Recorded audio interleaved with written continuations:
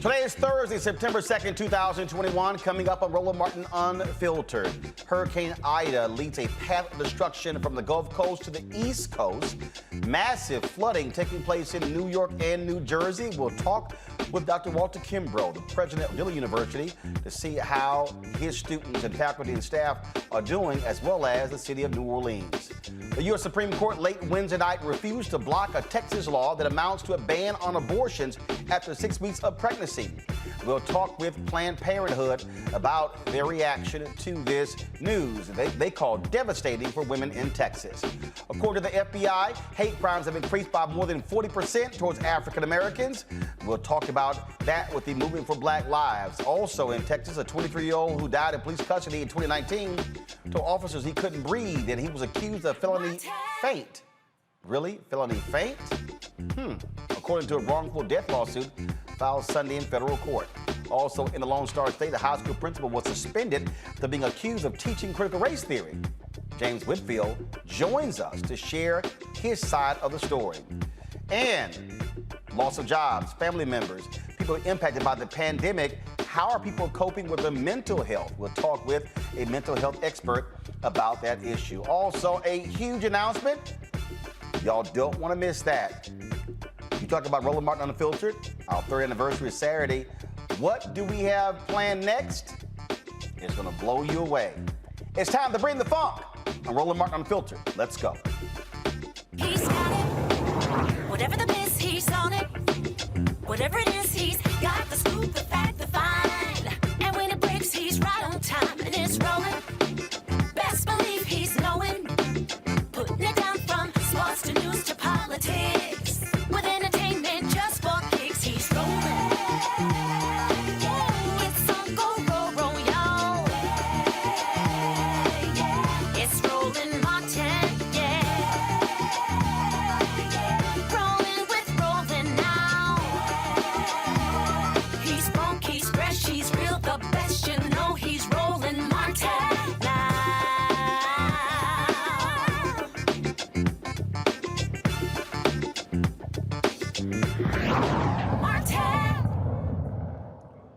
Hurricane Ida's death toll continues to rise as tornadoes and flooding overtake parts of the Northeast. At least 29 people are dead in New York, New Jersey, and Maryland. In New York City, first responders rescued commuters from literally halted subway trains impacted by flooding. Some people were actually pulled out of their cars. Travelers were stranded overnight in subway stations in New York and New Jersey. They declared a state of emergency because of the severe weather. Flooding in Pennsylvania closed more than 370 roads across the state. Parts of the South continue to reel from the devastating storm as well. In Louisiana, hundreds of thousands remain without power and fuel prices continue to soar. President Joe Biden will be in Louisiana tomorrow to assess the damage. The president of Dillard University joins us right now, Dr. Walter Kimbrough, to discuss what's happening there. Dr. Kimbrough, glad to have you back on the show, Frat. First and foremost, I saw a video a couple of days ago of Tulane University literally pushing their students on buses and sending them to Houston. What have you done with your students at Dillard as a result of Hurricane Ida? Well, thanks for having me, Roland. I appreciate it. We did the same thing. We really, when we figured out that we were going to have to get out of town, because I think the first major forecast Wednesday night said it would be a tropical storm that would go to southwest Louisiana or Texas. And then, so we weren't as concerned, but then by Thursday morning, it looked a little bit more serious. So we started rolling out our plans. But then by Friday, it kept going up and they said, oh, it might be a Category 3 storm. So then you didn't have enough time. And even the mayor said you really need 72 hours to do a full evacuation. So we started telling students Thursday, if you can leave, go ahead and leave. And then on Friday, we said, look, we're going to close at 2 o'clock. So everybody who can get out, go. That was 90% of our students were able to go somewhere. And then we had about 60 or so that didn't. So they stayed, they sheltered on campus that Sunday night. And then we were able to get them to Mobile, Alabama a couple of days ago. So we've had a group that started at 60. I think there are almost 20 there now. We've been sending people home, getting them plane tickets and bus tickets to get everybody out. So it just happened so fast. Roland, when I went to bed Saturday night, it was still a Category 1. And when I woke up Sunday morning, it was almost a Category 5. So it's, what do you do with that? It's scary how fast it happened. Obviously, you were impacted by COVID last year. Now you're having to deal with this. And so what is your plan moving forward?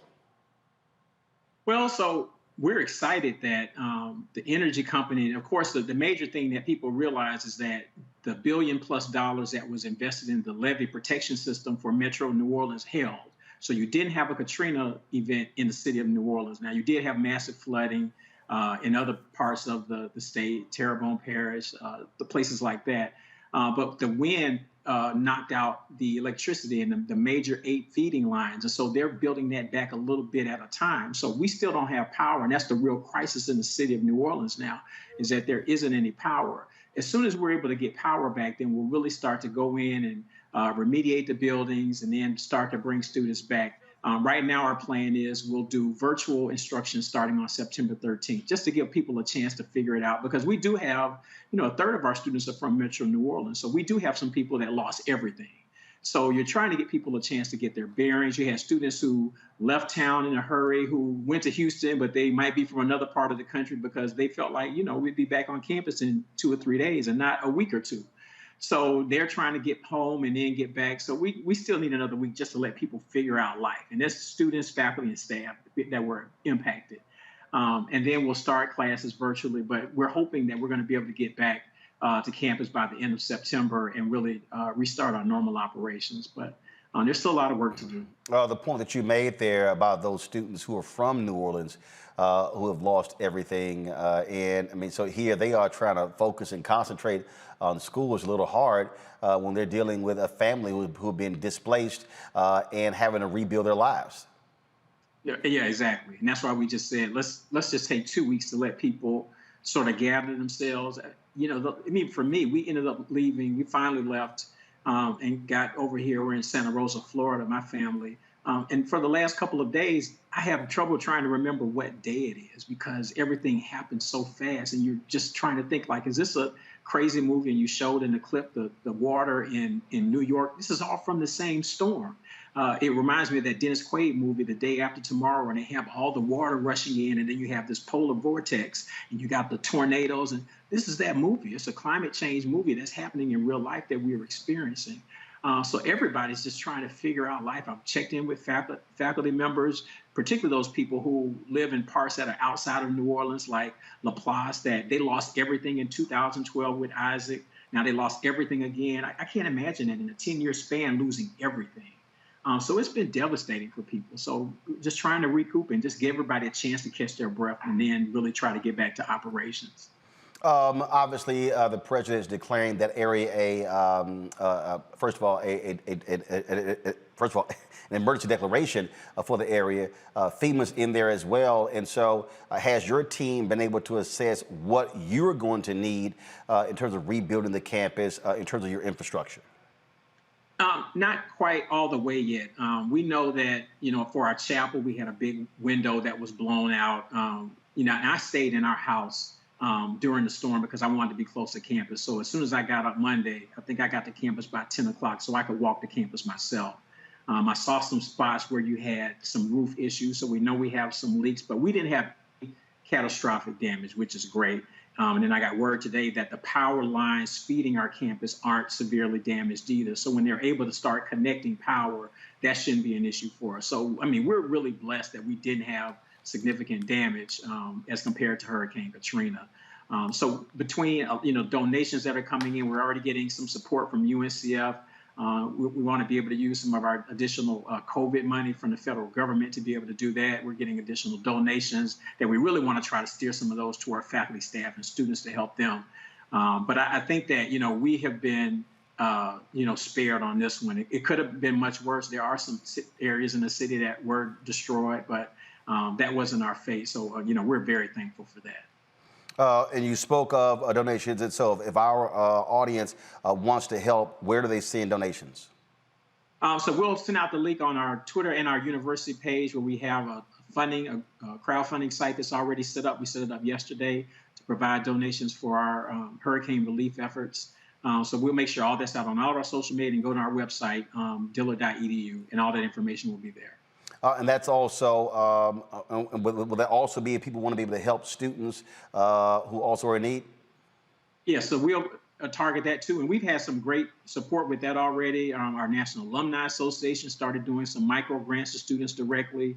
The students in Mobile have been helped by one of the churches here, Nazarene Full Gospel Baptist Church. The University of South Alabama has stepped up. The 100 Men of Mobile are paying for lunches and dinners. So, I mean, it's been a really great community effort here in Mobile to do that. So they'll be able to help students as well, people from around the country.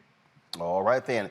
Dr. Walter Kimbrough, it certainly is an eventful final year for you as president of Dillard University. Yes, sir. Yes, sir. All right, we surely appreciate it, Frat. Thanks a lot. All right, thank you. All right, folks, let's now go to Texas, where President Joe Biden is launching a federal task force after the U.S. Supreme Court formally refused to block the controversial new abortion law in the Lone Star State.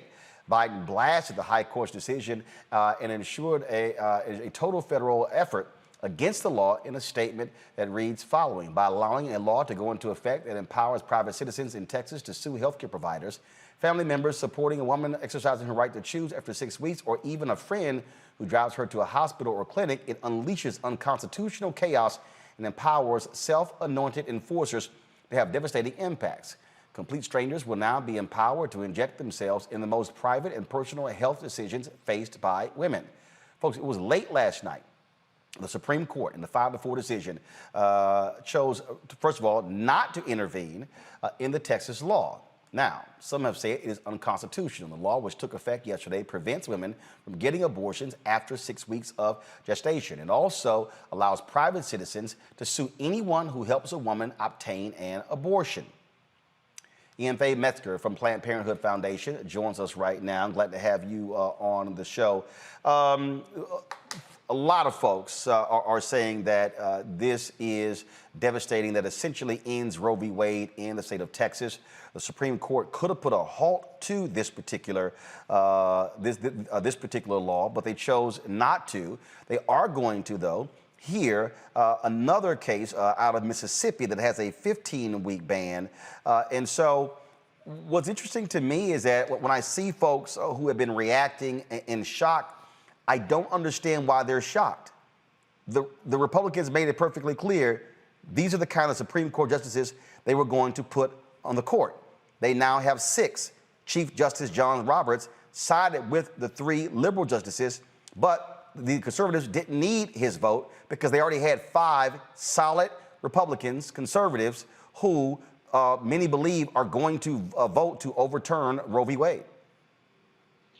Yes, I think that when Donald Trump was president, he made it very clear early on that he was going to pick from a certain list of judges who would overturn Roe v. Wade. And we're definitely looking down towards the end of that, of this 50-year precedent that has long been established. It's really, really stunning that we're at this point.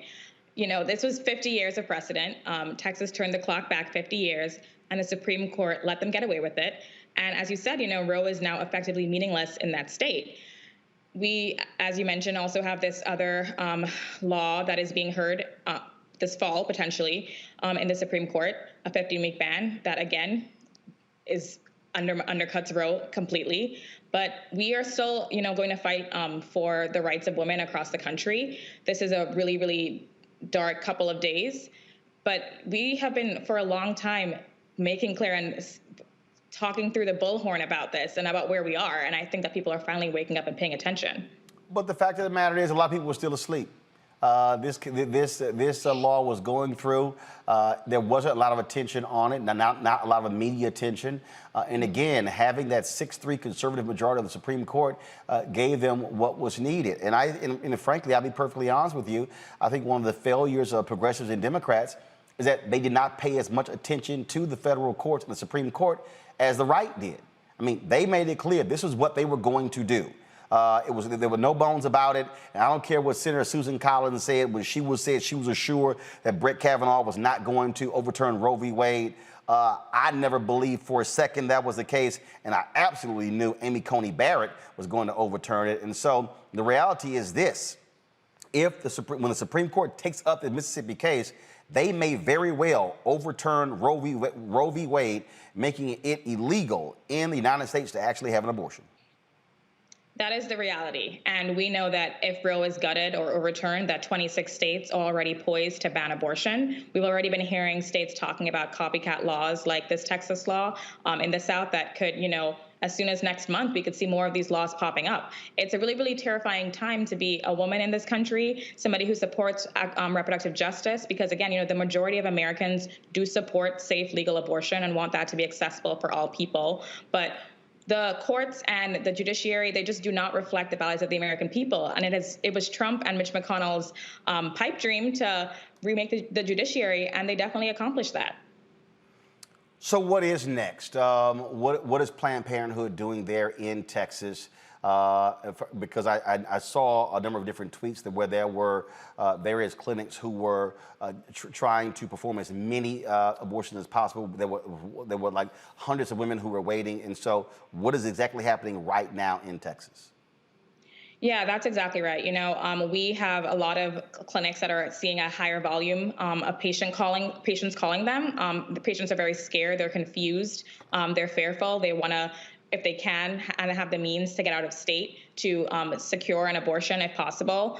Many of our health centers are, all of our health centers are complying with the law, to be clear. They had to face an impossible choice, whether that was to, give the compassionate care that they were trained to do or face ruinous legal costs. So they are all complying with the law. But the impact has been very, very real and very swift. I mean, I'll also say, before the law even passed, for weeks out in August, our health centers were afraid to book abortion appointments past September because they knew that this was coming. So they are doing everything they can. They are working with partners on the ground, with abortion funds, with patient navigators to get people out of state where they need to get out of state, to provide the direct funding, the technical assistance that is necessary, because, it's lodging, it's transportation, it is childcare costs, it is a whole host of things that we have to consider when we're trying to get people out of state. But it is a challenge, but we're up for it. And we're also going to continue fighting in court and fighting this law because, again, it is unconstitutional, and we need to make sure that it is wiped from the books in Texas.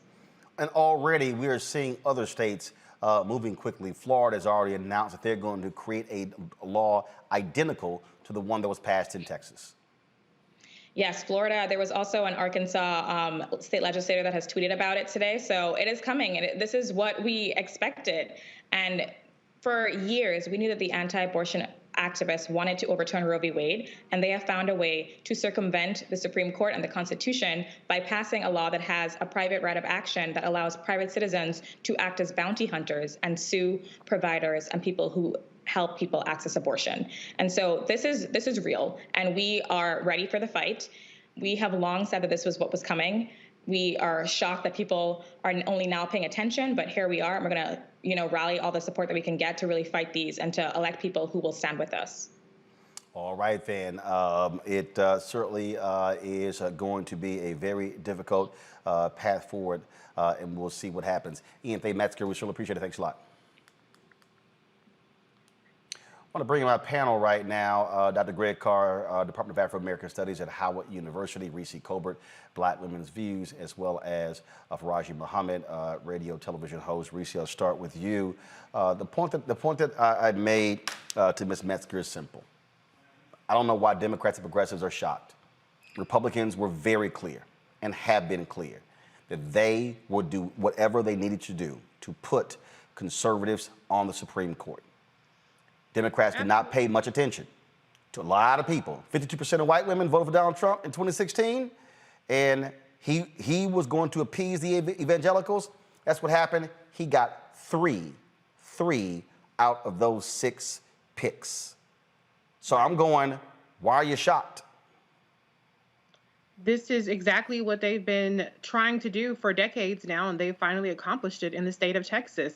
This is a failure on every level. I mean, state, local, federal level to protect Roe v. Wade in the state of Texas. And so a lot of people have a lot of blame to go around. I definitely think that the Democrats consistently fail to convey the importance of the Supreme Court, of these judges.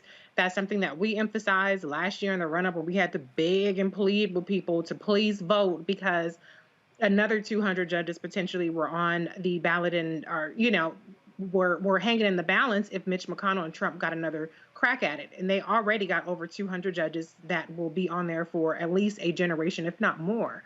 And so this is unsurprising. I've seen people call it the American Taliban, which I'm not defending the Taliban, be clear, but this is as American as apple pie. We have always had second-class citizenship in this country. For Black people, we still trying to get full citizenship, trying to not get shot by the police, walking down the street, minding our business.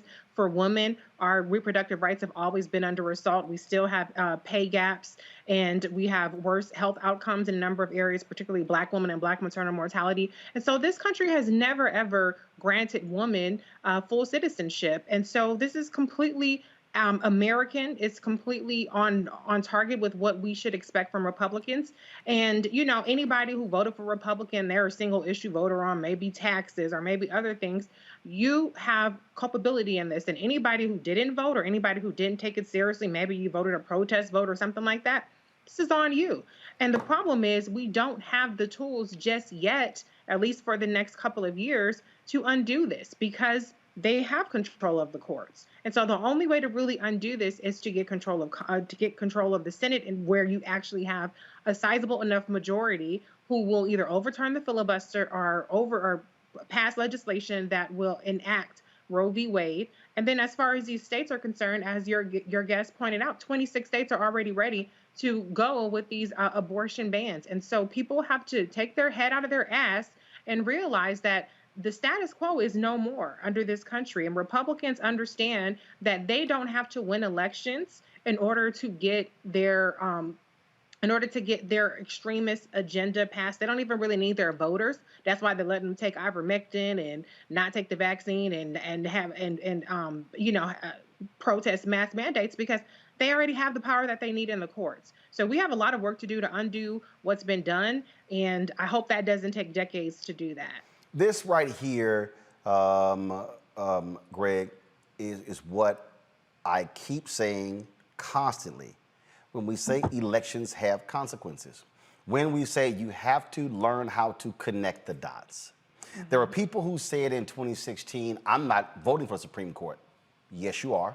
I mean, I remember a woman calling to my radio show saying, I just simply can't vote for Hillary Clinton, so therefore I'm going to focus on state issues in my state of North Carolina. And I said, okay, name those top 5. And the top 5 issues she named all had a federal impact. And she then said to me, she says, wait a minute. She says, are you serious? I'm like, yes. I said, do you think that somehow you are divorced from what's happening in Washington, D.C.? I said, the person who is the president of the United States, is one of her issues, she says, police reform. I said, Attorney General, Department of Justice. I said, who do you think picks the Attorney General? I said, the president. I said, you're living in North Carolina. You're fighting for voting reforms? I said, federal judges. You do know it was federal judges in your state that ruled that the racial gerrymandering, when we were targeting African Americans with voter suppression, I said, ruled unconstitutional. She was like, really? I said, yes, federal judges. Who do you think appoints federal judges? The president. Who do you think confirms federal judges? U.S. senators. I said, you can't act as if who the president is, who the U.S. senators are, has no bearing on your issues. And of course you were right, Roland. Of course you were right. I'm actually very encouraged by the White Nationalist Party of Texas. I encourage them because the seeds for this fight were planted when the first white settlers came to this place we call the United States. This was inevitably what was going to have to happen. There is no we are better than this, because there is no we. This is a settler state. And so as a consequence, they have forestalled it. The Civil War was once. The so-called civil rights movement, the 20th century, was another. But this fight was always coming, so I welcome it. When this ban on abortion will be a ban on poor people, poor Black and brown women. The rich will get on their jets and terminate their pregnancies out of the United States, and what you will see is, and this is why the study of history is so important, you will see an approximation of the Underground Railroad. During the years living up to the Civil War, people broke the law. Africans like Harriet Tubman and Frederick Douglass stole themselves. They were federal and state criminals. You're going to see something similar when people fund folk to go out of state to civilized states to terminate pregnancies. So I very much encourage this. I encourage the white nationalists to say it with their whole chests, because it is going to lead to the final resolution of the central fundamental contradiction to this settler state called the United States of America, and that's white supremacy. And make no mistake about it, I agree with you, Reese. White supremacy, the face of white supremacy at its core is a white male face.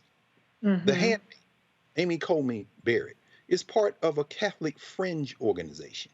She has been placed there because enough white women have taken the Christian extremist route to submit themselves to these white males. So please understand that when Justice McDonnell-Gorsuch, Justice Beer Kavanaugh, the handmaid, Amy Coney Barrett, joining with Clarence Thomas, who was one of the most thoroughly convicted supporters of this white male nationalism that you have in the history of the United States Supreme Court, they have scared the hell out of the man that started this mess. Who is he?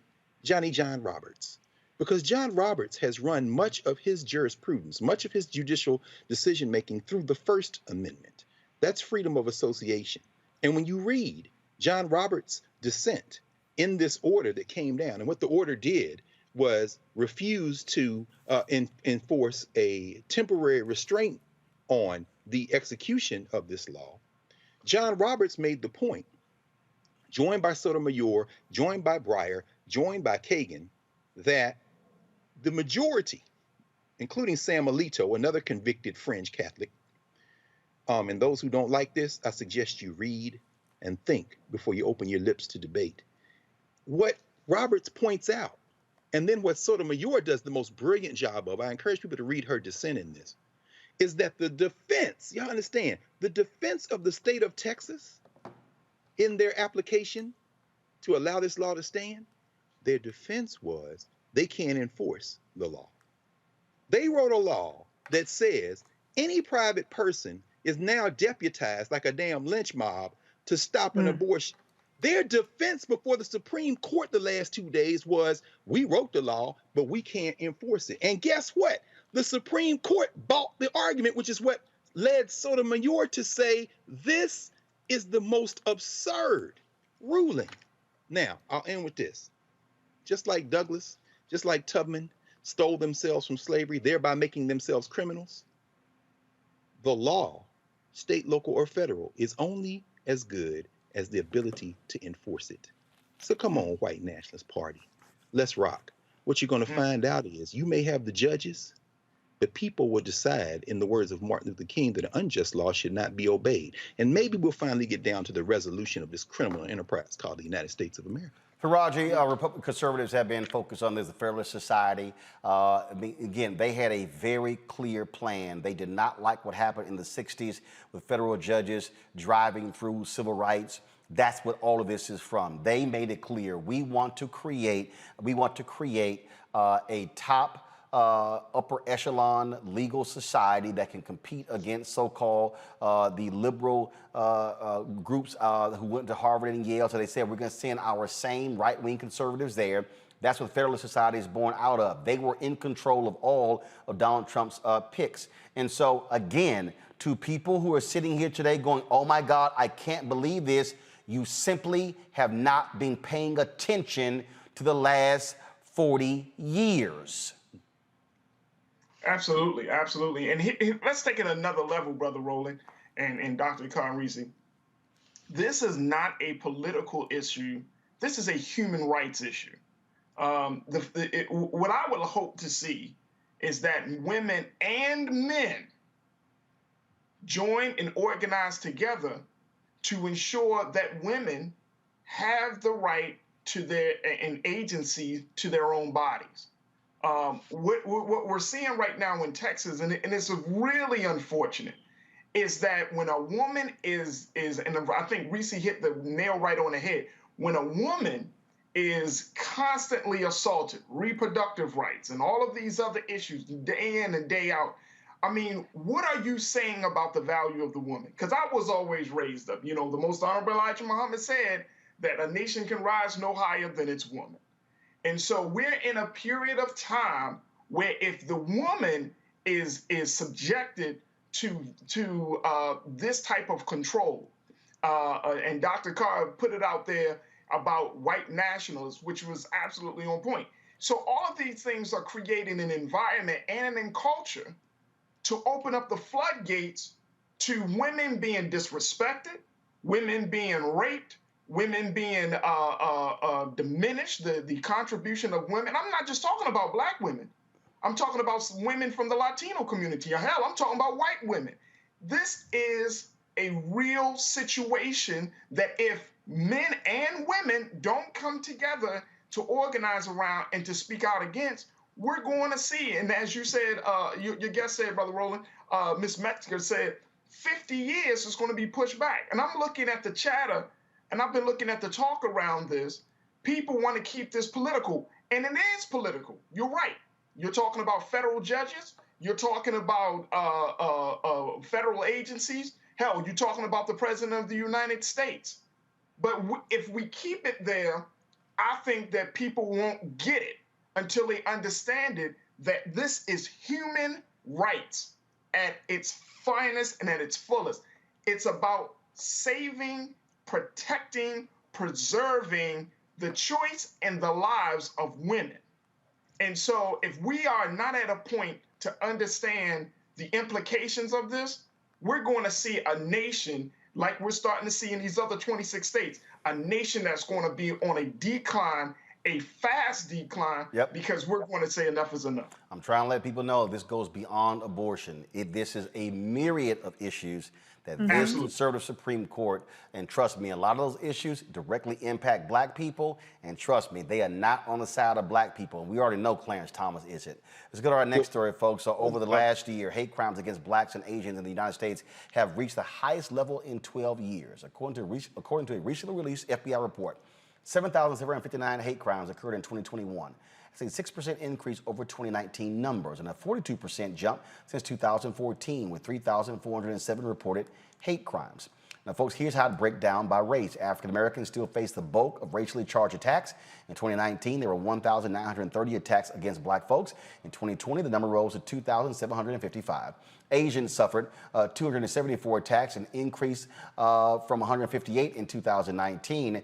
Data suggests a decrease in hate crimes against Hispanic people, dropping from 761 in 2019 to 685 in 2020. Joining us right now is Dr. Amara Inya, a policy coordinator for the Movement for Black Lives. Glad to have you on the show. So there were a lot of Black folks who were, the Asians got their hate crimes bill. They got their bill. And I kept saying, no, it wasn't an Asian hate crimes bill.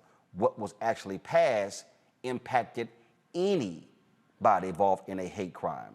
It was like hard as trying to get people to understand that it was not race specific. That what that particular bill did was to create a database that could impact anybody who was the victim of a hate crime. Yeah, you're absolutely right. So the bill was actually more so related to COVID-19 in terms of how it was branded. So the Asian titling it the Asian bill is actually a little bit of a misnomer because it was designed to address just the rise in hate crimes that we've seen across the country, generally, really across the board, but specifically for Black people. And then Asians have also seen an increase in the number of hate crimes, particularly in the last couple of years, and in the last year especially. And so when we look at this particular report, there's a direct correlation to Donald Trump being in the White House and, frankly, the freeing up of racists to say and do whatever they want. Yeah, there is. And what's interesting is we can even go back further and look at the fact that this is the highest number of hate crimes since 2008. And so 2008 was another watershed year. It was the year that Barack Obama was elected president of the United States. And so we can actually make a connection to perhaps the visibility of having a Black man running for president who eventually won and what that stirred up in the country. And then you fast forward to 2016 with the rise of Donald Trump, if you will, and the correlation with the increase in hate crimes around that time, which has continued especially over the last year. So it's interesting they didn't make a direct connection, but I think just for those of us who are looking at the data, kind of connecting the dots to these key historic moments and what happens to the number of hate crimes in that year. And so in terms of, okay, this is the FBI report. What we also have to have is you've got to have much stronger enforcement and the dollars that go with it to ensure that Black people are protected. When you got the Proud Boys out here, the Boogaloo Boys, we've got these racists running around left and right doing what they do.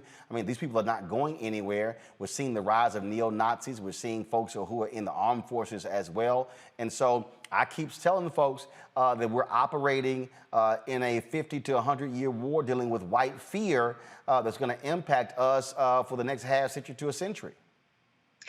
Well, absolutely. I mean, what's interesting is there was actually a decrease in the number of departments or agencies across the country that were even reporting hate crimes. So about 15,000, a little over 15,000 agencies, these are local law enforcement agencies, reported hate crimes. That number is actually a decrease from previous years. And so it's interesting to note that one of the things that we suspect is not only are they saying that they don't have the resources to pursue these hate crime complaints, but there also may be a lack of interest in pursuing hate crime allegations, which is that's a huge issue, especially if we're seeing larger numbers of hate crimes against Black people, and you're not seeing the sense of urgency from local agencies to actually pursue and investigate those hate crimes. So that's something that we all have to be very wary about. Again, it is going to be an issue. It's going to increase. And so Black folks better be prepared for what is about to happen in this country. Absolutely. I mean, we have to be vigilant. We're seeing, again, in the last couple of years, and particularly last year, we saw hate crimes rise astoundingly. Since 2014, hate crimes have risen 42%. And again, for Black people, it has always been a problem, but we're seeing those numbers increase, especially in the last year. At the same time, we have to think about all of the other pieces of legislation that are being passed, things that, for example, are curtailing the right to protest, legislation that's curtailing, that's suppressing voting rights. Taken together, we cannot, we just have to think about systemically how all of these things are sort of working toward a chilling effect and harmful, especially for Black people. So we don't have the ability to rest on our laurels as these things are happening, because we're getting it from on the legislative front, we're getting it on the policy front, and as we can see by this recent report, we're also experiencing the harassment, the abuse, and other manifestations of hate crimes increasing, especially in this last year. So this is a topic that we can't afford to overlook or to underestimate. All right, Dr. Mara Inya, we surely appreciate it. Thanks a lot. Thanks so much. Folks, tied to this here, go to my computer, please. Remember the white man who assaulted the NBC reporter Shaquille Brewster? Well, he has been arrested. U.S. Marshals apprehended him at a mall in Dayton, Ohio. Benjamin Dagley is now in custody. He was already on probation, and so this is the quote: "Due to the assistance provided by the Wayne County Sheriff's Office, our task force members were able to track this fugitive from Mississippi to his arrest location in Dayton," said U.S. Marshal Pete Elliott. "This violent fugitive was attempting to flee from his charters in Gulfport, but the swift work of our task force members resulted in a timely arrest." Bottom line, Faraji, as I keep saying, this is the assault on Black people are going to continue. We must be vigilant and understand this. There has been, frankly, There's been an allowing of this to happen. When you look at the rhetoric coming from the right, when you look at the crap on January 6th, that was a direct result of black folks voting. And so this is what America is. And I don't want to hear all this crap about bipartisanship. And so then when you have even people like Congressman Madison Cawthorn, who then said we need to release the January 6th folks, and then said we need to, basically, he said we need to come back and storm the country. I mean, that's what you're dealing with members of Congress on the Republican side who are inciting these idiots. No doubt. And here's another thing, if for folks that don't know, the Movement for Black Lives, they put out a report just a couple of weeks ago, Brother Roland, around the U.S. government persecuting black supporters or supporters of black movements. And in that report, they talked about the fact that the United States government is still the #1 threat to any type of protest movements or progressive action in this country. So I would be interested to really not just see the fact that it's interesting that there's not just the rise of hate crimes in this country, but can the case be made that there is a connection between how the government has treated black people in this country and the number of folks, and how that has permeated to the number of citizens that have treated black folks in this country? You know, the government sets the precedence in terms of civil and human rights in this country. If the government is treating a certain group of people a certain way, then why should we expect for the residents or other citizens to not treat that same group a certain type of way? And so the Movement for Black Lives, they put out this amazing report. And again, I would highly suggest that everybody check it out. But there is an ongoing assault. There's an ongoing persecution of black people, of brown people, of Asian folks in this country. There is some assault on white people. But if you look at that report, the FBI report, they say it's about a 34 to 36% of the cases that they found over these past couple of years have been on black people specifically. Right. So that's a huge thing. That's a big problem. Bottom line here, Greg, what we are seeing an unleashing of these races. For people to say we've never seen this before, actually we have, and so history is repeating itself. Yes, sir. Absolutely, it's always been here. I mean, we can absolutely see that the first story that you talked about in terms of the abortion situation in Texas and beyond, and this story, Dr. Naya talking about it, are of the same fabric. The idea of suppressing abortions is rooted in the same contorted legal logic of trying to say I can impose my will on you, and that lies at the heart of whiteness. So understand, when Roe versus Wade was set in 1973, it revolved around the notion of a right to privacy. That was interpreted into the Constitution, but it's the same logic that says to somebody in Colorado, I'm not baking a cake for gay people. It's the same logic that applies for Hobby Lobby that says we're not extending contraceptions to you because it conflicts with our beliefs. So in these hate crimes, these people feel an absolute right to be white in America and impose their will on other folk. And as the numbers change, what we're seeing is, and you're absolutely right, Roland, to evoke history, this country is moving toward a very familiar version of settler colonialism. It's what they did in Rhodesia. If we don't have the numbers, we will simply impose our will on you. So you can't call it a hate crime. And by the way, those of you who are interested in critical race theory, that is one of the foundational principles of critical race theory. Racism is able to persist because it is normalized. So when you see this white man park his truck down the beach and come running up on Shaq Brewster, graduate of Howard University, by the way, like he feels like I have the right to do this. I am expressing my right as a white man to be a white man. And as you said, when Shaq put his elbow up and had that, and they cut the feed, don't cut the feed. Whip his natural ass, because a hate crime legislation is not going to protect you when it is, I have the right to be a white man. Right. No legislation, and y'all see that Judy Chu has introduced House Bill 3755. Nancy Pelosi had a press conference earlier today where she said, we're going to try to enforce Roe as a legal right. It's going to be a federal right. You can't stop these people. Well, I'll tell you this here. In our next story after the break, we're going to talk with the principal out of Texas who is having to deal with these accusations of critical race theory when really they're mad because of the photos he posted on his page with his white wife. Reese, what we're dealing with, I keep telling people, it's white fear. It's white fear. They cannot handle the change of America when you have Tucker Carlson attacking these Afghan refugees who are coming in here. Oh my goodness, their replacement theory. This is going to continue. We must be simply prepared, and folks, stop acting like it's not happening. Reese, about 30 seconds before I go to the break.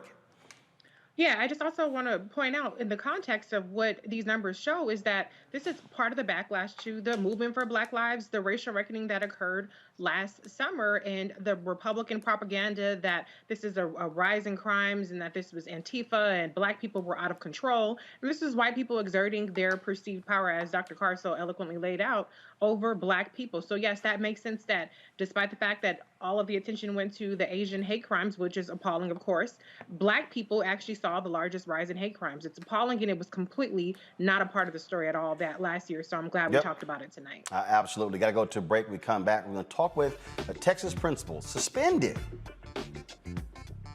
because he was teaching critical race theory when he wasn't. Was that really the reason why parents in a suburb of Dallas-Fort Worth want him out? We'll talk with him next, right here on Roland Martin Unfiltered. Black women have always been essential. So now how are you going to pay us like that? And it's not just the salary. I mean, there are a whole number of issues that have to support us as women. Yeah. But that's what we deserve. We shouldn't have to beg anybody for that.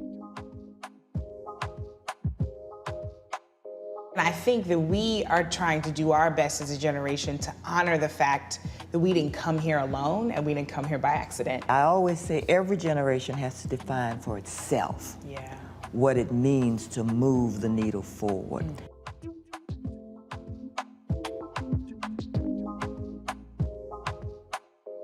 Hey, I'm Amber Stevens-West. Yo, what up, y'all? This is Jay Ellis, and you're watching Roland Martin Unfiltered.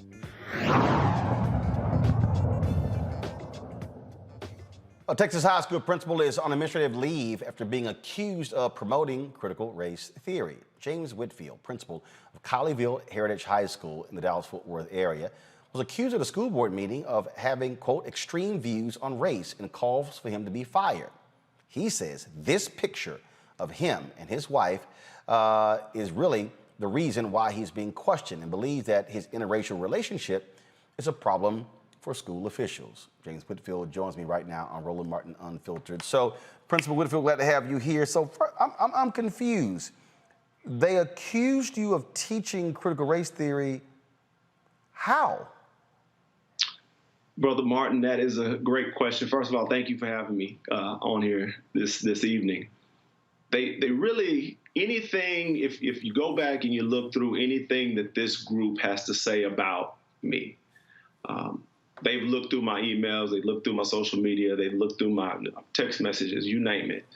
And the key words that they're looking for are anything that have to do with celebrating diversity, anything that has to do with being inclusive, accepting anybody based on, like no matter what, sexual orientation, race, religion, like accepting of all people. They have a problem with that. And trying to provide equitable experience. They have a problem with the word equity.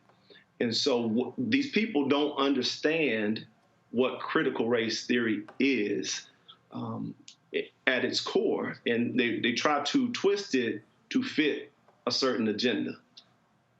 Right, and they're doing exactly what one of their leaders, Christopher Rufo, said. They want to attach anything to critical race theory. If it's diversity, if it's inclusion, if it's equity, they want to call that critical race theory, but they're saying you're teaching it, but you're a principal. Yeah, it's absurd. Really, there's no part of my day that goes towards teaching anything in the classroom. I like to say how I operate as a high school principal. My job is to support and encourage and wrap our students and our staff up in love and give them the resources that they need. And so I'm out in classrooms, I'm talking to kids, I'm shaking hands, high five, and giving them that. showing up to their games, those kind of things. They make it sound like what I'm doing is holding these whole school assemblies or walking down the hall screaming critical race theory or, white. They actually said, I hate white people, which is absurd. Well, I'm sorry. I'm confused. Yeah. They literally said you hate white people? Yes. I mean, there's a group, and you can go to Facebook and you can search out this group. It's called GCISD, Parents for Strong Schools. And I'll caution you, if you go to this group, you're going to be taken back in time because it's literally like you're back in the 1950s. The level of hate, intolerance, and bigotry that exists in that echo chamber is off the charts. But that's one of their claims, that I am teaching to hate white people. And it's the most absurd thing in the world.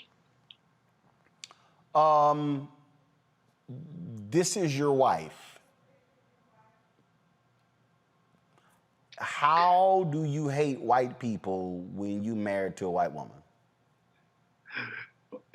Well, and also let it be known, my mother, who's passed away, God rest her soul, I'm biracial. My mother is white. I'm sorry, hold up. So you're biracial, meaning, yes. So your mama white, meaning you are half white. Correct. And these white people are accusing you of hating yourself, your family, and your wife. Essentially, because that's how you get a wife, by hating that person. Like I say, it is the most baseless and absurd thing. My job as a school administrator is not to. My only agenda is providing a safe and welcoming, nurturing place where kids have numerous opportunities to reach their full potential. But these people want to limit that to a certain type of student. And if you listen to them, where a lot of this took off was at the July 26th board meeting. If you listen to their words that they had to say in open forum, they'll tell you exactly who they are about having school for. And that is if you are a white, Christian, straight person, then essentially school is for you. But that's not my role as a public school administrator. That's not my role as a human being. My role as a human being is to welcome any and all into this space and give them all the opportunity. But that's why they have a problem with the word inclusive, because they are very exclusive in their approach. I am familiar with this area. I lived in Bedford, Texas. I was a city hall reporter for the Fort Worth Star-Telegram. Still have a home in the Dallas area. For the folks who don't know, Colleyville is a upper income area, and not that many black people live in Colleyville. No, but I was shocked when I went there 3 years ago. I came in as an assistant principal in the 18-19 school year, and I was shocked to find the level of diversity. There are 54 home languages spoken at Colleyville Heritage High School. We make up 3 different cities. So we've got Grapevine, Colleyville, and Euless that are all part of that school. And I was really impressed with the level of diversity that I saw. And it's a beautiful thing. We've got, up in the hallways, when you walk in, we did this just this past year. We put up flat, like, country banners with the school mascot with every country that's represented in our school. And it's a beautiful thing to see when you walk in, because a lot of people have this perception of Colleyville Heritage and what it is. And it may have looked like that in the past, but today it looks very different. And you've got people there that are willing to embrace that and celebrate that, not just tolerate that, but celebrate that. And so it's really a beautiful thing. First of all, how in the hell did the school board fall for this? I mean, so were you suspended by the school board? No. So who suspended you? So the suspension, well, it's paid administrative leave, and that was issued by the district.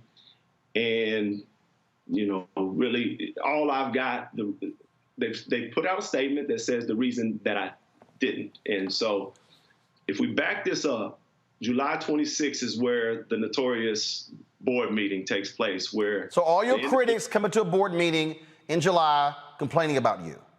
Correct. Okay. And so individuals are allowed to state my name in open forum against the rules of open forum, spew, where he says the conspiracy of systemic racism. And so they say all those things, and then days pass, and nobody is saying a thing.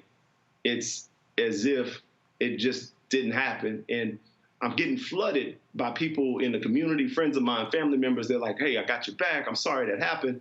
But I'm not hearing from anybody. Now, I'm hearing from a few board members. I'm hearing from 5 to be exact, 5 board members to be exact on the back end, private messages, texts, hey, support you, we got your back. 2 that have ran on the slate of the CRT boogeyman. I've yet to hear from them an apology on what happened, because these people that came and showed up and talked like that, that was their people that got them elected. So hold on. You got suspended by the district. Yep. Who with the district? And did they tell you, put on administrative leave. Did they explain to you why? Has the superintendent said, hey, James, this is why we're doing this? Or was it simply you got a letter and that's it? Yeah, I got a letter. The letter is from the superintendent. And it says, because it's in the best interest of the district. Hold up. Sorry, I'm confused again.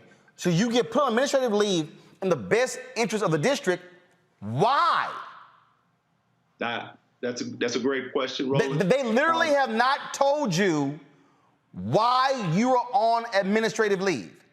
So they've said why not. Now, so they've been pressed to say why not. And so why not is and they put out a statement on this, so it's public record. It is not because I'm teaching CRT. It's not because of the pictures of me and my wife. This is what they say. It's not because of the people that spoke out at the board meeting. But prior to July 26th at that board meeting, there was no issue. There was no issues. The issues arose really after I had to take a stand. I've been asking people for a long time to step up and say something. These people didn't just start on July 26th. Like I told you about that echo chamber Facebook group, they've been going for months. They've been dragging me for months with this foolishness, and I just let it go, and I'm doing my job because I've got a purpose. And how long have you been principal there? This was going into my second year. So my first year there was last school year. Are you the first black principal at this high school? Correct. Okay, go ahead. Yeah. So over the course of that year, there were 2 contentious board elections, and 2 people won seats that ran basically on that CRT boogeyman stuff. And so before July 26th, I had been quiet. I hadn't said a word about this to anybody. Now, I had talked to numerous people in the district saying, hey, we need to speak out against this. Like, these people are dragging myself and a number of my colleagues through the mud, and it's not right. And nobody chose to say anything. And then after that July 26th board meeting, days went by, still nobody was coming out in public and denouncing the hateful, intolerant, and bigoted language that was used. I mean, it was people in that gallery of that board meeting that were yelling, fire him, and nobody was removed. Nobody was, it was just, they let those people straight up do a circus in that meeting. Okay, well, I'm also confused. You said the district told you to remove the photos of you and your wife from your Facebook page. Correct. So hold on. Is it your Facebook page? It is. It's your personal Facebook page. Correct. Does the district have a policy where they get to regulate what goes on the personal Facebook pages of school personnel? No, sir, not necessarily. Did they ask you to remove any other photos from your Facebook page, or did they ask you only to remove the photos of you and your white wife? So the pictures that they sent like a collage. This person that went and found these pictures, it wasn't just like it was a posted picture on my Facebook page. They went and dug, this was in 2019.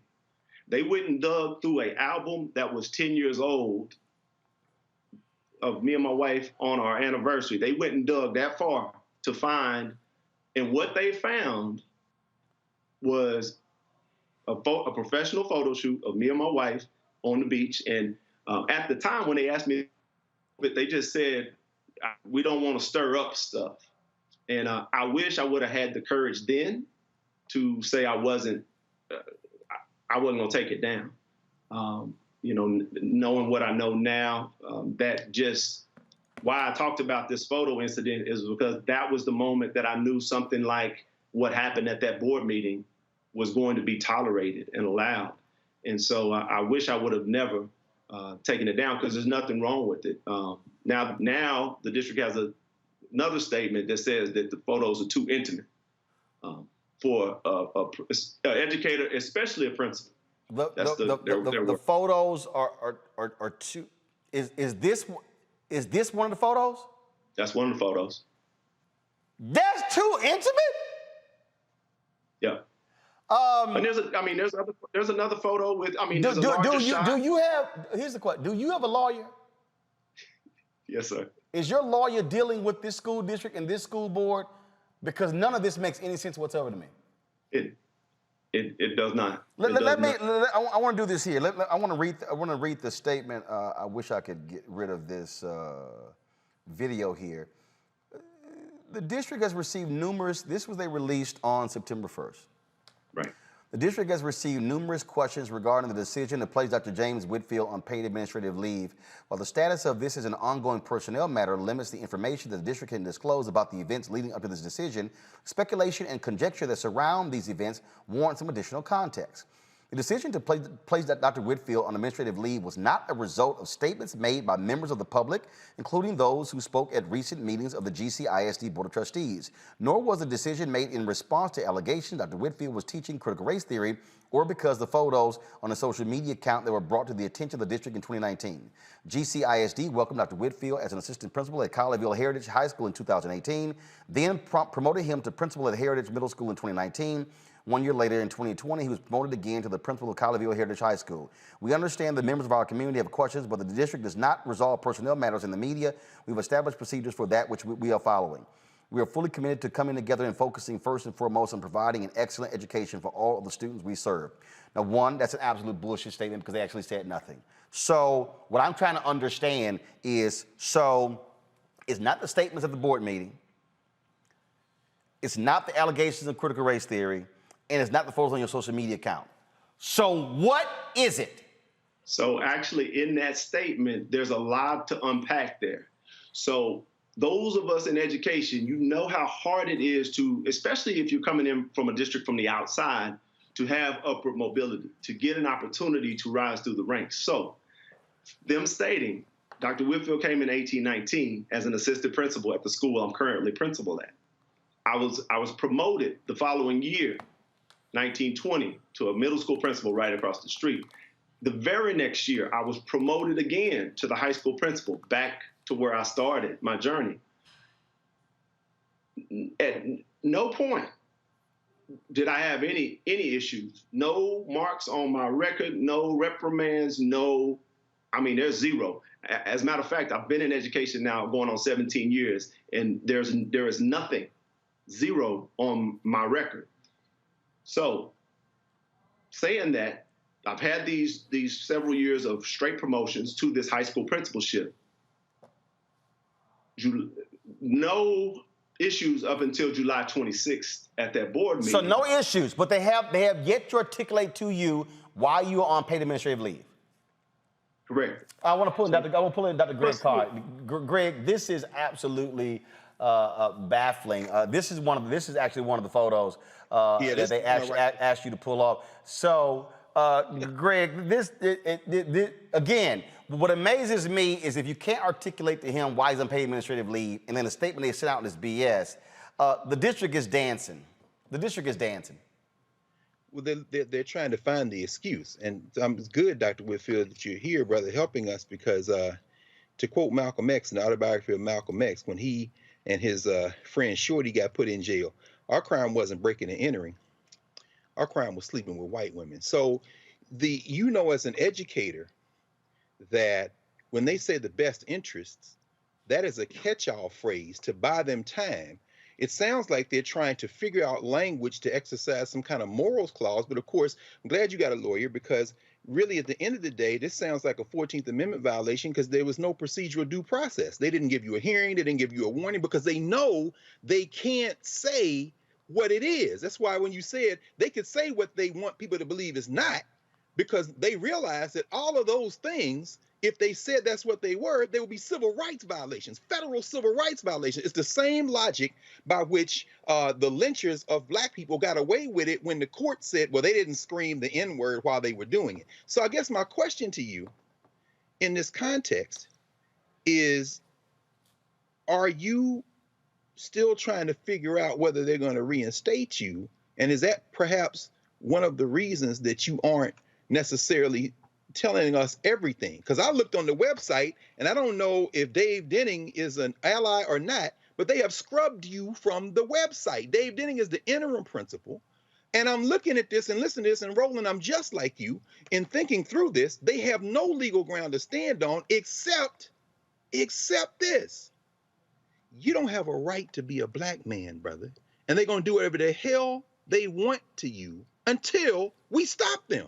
So I don't know. I'm assuming that part of the reason you really haven't gone is that you and your lawyer are getting ready to take the whole damn place and then move somewhere and continue your educational career. Because it sounds like to me they just don't want you there, brother. You sleeping with white women, brother. That's your crime.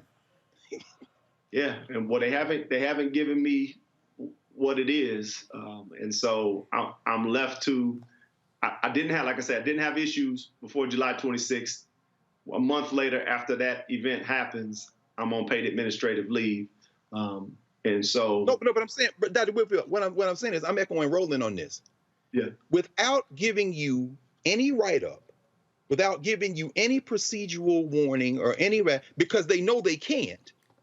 Now, isn't this on its face illegal? They can't suspend you for no reason unless they can. Well, I will say this, and I won't go too far into it. Okay, that's what I figured. Yeah, part of, I believe, and we are used to this, part of what's going on here is so many times, I can't tell you how many times I was told this school year to just get past it. People are just a little bit racist. And yeah, but part of it is that I refuse to accept what is said to me. You're not just going to say whatever to me and I'm not going to respond. So I firmly believe there's some greater things there that just I am pushing back against a narrative that would rather me just sit there and take it. Reese. Oh, yeah, I'm just wondering, are you part of a union? I know that they have teachers unions, but I'm wondering if you have any kind of protection or have any of the local unions in Texas spoken out on your behalf? I've been in contact with it. Texas isn't a union state. They won't allow you to unionize in Texas. But there are educator organizations. And so I've been visiting with a few organizations to kind of help guide through this process. Faraji. Dr. Whitfield, what's your end game here? What's your end goal? Is it to stay as principal or what? What's your end goal for this, brother? Man, I love my kids. I absolutely love my staff and the people that I get to work with. on that campus. But unless there is some serious reckoning at the district level, there's an element of trust, right? And when we're doing this work, it's hard work what we do in education on a day-to-day basis. There's so many things to already take care of when you're trying to make sure that every kid has the opportunities that they deserve. You're trying to make sure teachers have the resources they deserve.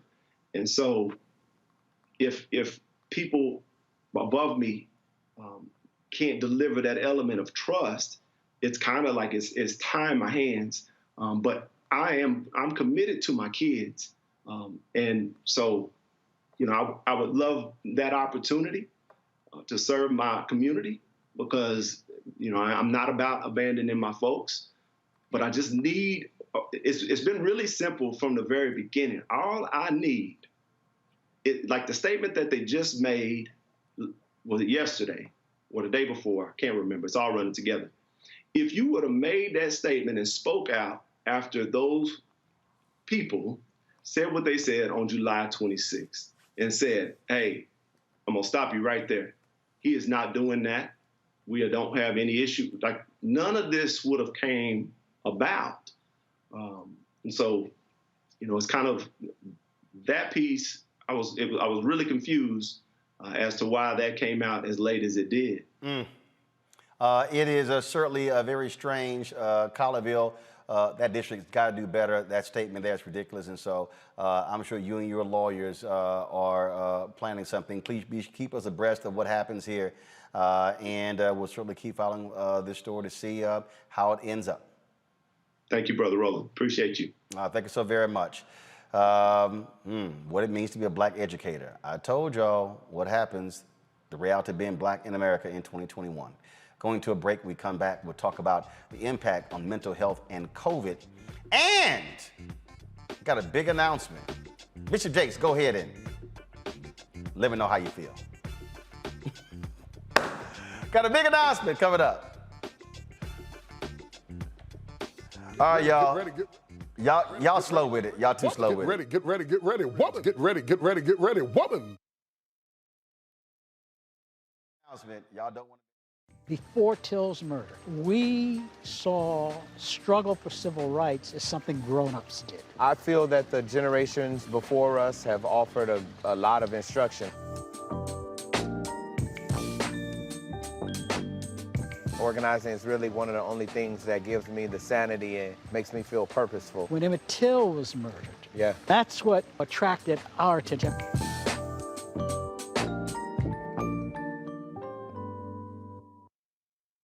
Hi, I'm Teresa Griffin. Hi, my name is LaToya Luckett, and you're watching Roland Martin Unfiltered. All right, folks, COVID is having a tremendous impact all across this country. Obviously, we've had more than 650,000 deaths in this country. People are still being diagnosed with COVID, but it's also the after effects. First of all, you see people who are losing loved ones. You're seeing people who are at ICUs completely filled up. All of these things are happening. And so what many people are asking, how do you cope? How do you cope with still not being able to go out, not being able to go to various places? How do you deal with this uncertainty when it comes to our jobs, when it comes to whether we're going to be open or not, whether we can actually go to concerts or not? I mean, all these things are happening.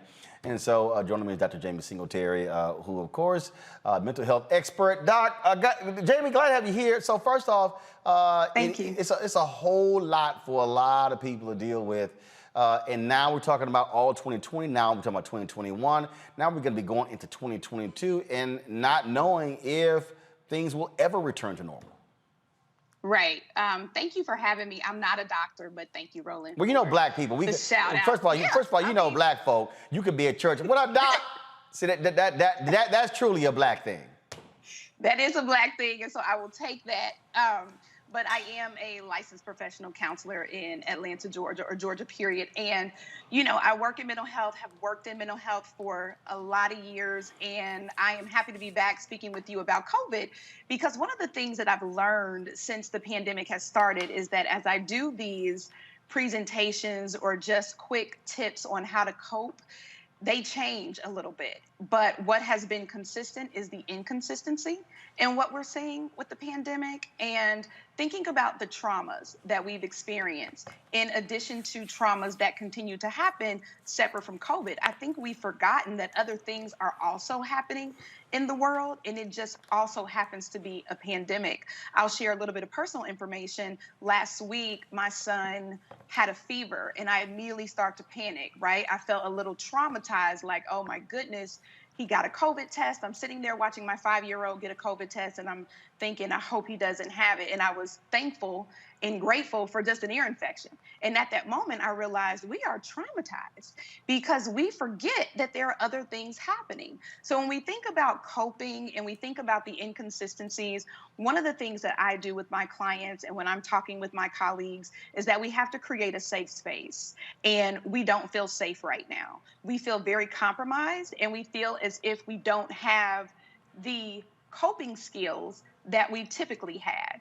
And when I say create a safe space, a place where you can go decompress and be quiet if you have to, a space that you create that is independent of what may be stressing you out, a place that you may invite someone in whom you have a relationship with that is non-judgmental, that is unfiltered, like your show, and just able to be you and decompress. A lot of us, especially African-American people, we don't talk about it.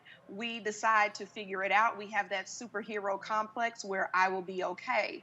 And what COVID has showed us is that things are not okay, and we have to become okay with that, if that makes sense. So what do we do to get help? How can we get help? First thing we need to do is we need to look at therapy. Yes, go to therapy. Therapy is your friend. Therapy does not hurt. Therapy is something that you can engage in as a self-care tool. You do not have to go to therapy when something bad happens. Therapy is also a preventative measure. So looking at self-care, in addition to what's going on, am I still maintaining my eating habits, my sleep habits? Am I keeping up with my doctor's appointments? I don't want to get into get vaccinated, not get vaccinated, but you still need to make sure that you are healthy in whatever you're doing, right? You also want to think about meditating, turning off the noise, turning off the social media, being very mindful of how much of this information you are intaking. And when it comes to trauma, in the therapy world, we have what we call big T trauma and little t trauma. Big T trauma is where the pandemic falls. War, natural disasters, anything that we see like 9/11, things like that are called big T trauma. And then our little t traumas are things that are centered around things that happen to us more personally. Let's say if you're going through a divorce, not that that's not traumatic, but we don't categorize that as a big T trauma. So when we're coping with big T traumas and little t traumas, the coping skills are really still the same. There is a psychotherapy called EMDR, eye movement, let me get it right, eye movement desensitization reprocessing. And what EMDR does is it basically takes individuals to a place where they've experienced very traumatic things, and we use eye movement, which is led by the therapist who is EMDR trained, to reconnect with those experiences, but also let the brain take us through and have us to cope with it in that environment. That's a more sophisticated treatment, but there's still breathing, there's still regular talk therapy, there's still group therapy, and there are still options where you are able to do things within your home, because I know getting out and financial resources can be limited in these times, but there are things that you can do in your home that will also allow you to cope with the anxiety and the traumas that we are experiencing. Let's go to our panel. Questions. I'll start with you, Reese.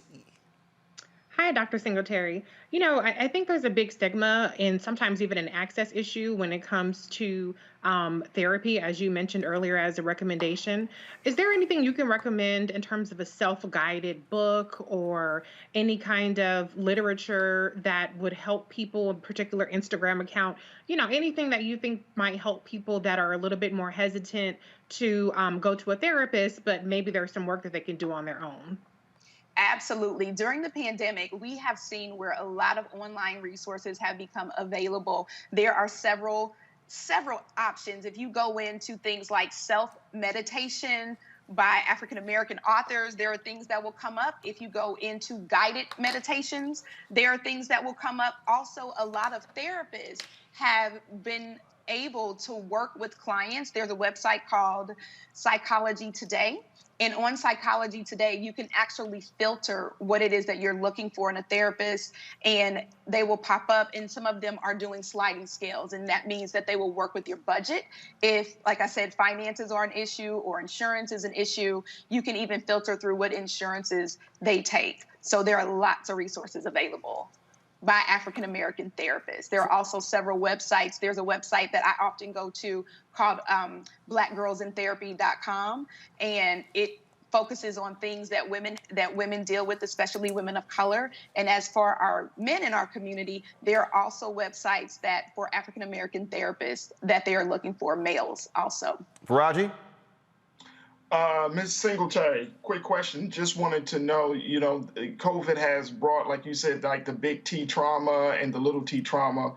You talked a little bit about social media, but if you can delve into it, because I sometimes find myself going down that rabbit hole of trying to figure out what's the latest CDC warning and, what's people talking about and all of those things. And I feel like I might be the only one. But then I said, no, I can't possibly be the only one. So can you give us some more insight about social media use or the best way or the most responsible way? Yes, that is a great question. I'm so glad you brought that up because social media has such a huge impact on the way that we think because we can be anybody we want to behind our computer screens. So it's very, very important that you somewhat take your social media intake with a grain of salt, if that makes sense.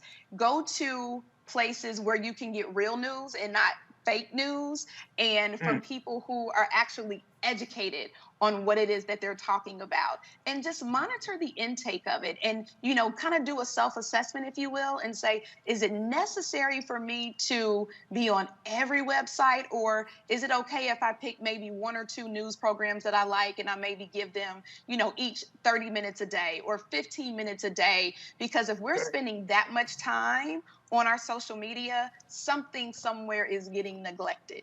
You know what I mean? So we have to make sure that we have that balance. And a big piece of coping with not just COVID, but life in general is going to be maintaining the balance. Greg Carr. Doc, I appreciate you and everybody in the mental health profession and craft because this is something we all need to hear. Thank you, Roland, for having her on. Can I ask you, it seems that since we're still in the middle of this is really restructuring our realities. My question is, what kind of challenges do you anticipate coming up in the next year, the next couple of years? I mean, social isolation, social anxiety for people returning, those empty office buildings. People like me who was used to this blinded commute who have taken a blood oath, never again to pay for parking, never to go back in traffic the way I went, and I'd be perfectly fine to sit here at my house. But I understand that there are people who don't have that option. What kind of things do you anticipate in terms of just the structural changes in the society we live in as it relates to these? That's an awesome question because for me, I'm in the mental health field, so I've been known to always be in the office. And now we're doing telehealth, telemental health, and it feels a little weird for us because we're used to actually seeing our and getting that energy and feeling where they're coming from. And I feel like in our field, there will be a balance of both. There are some providers that now, because of telemedicine, can see clients that they typically wouldn't be able to see because of insurance and licensure and a lot of red tape we won't get into.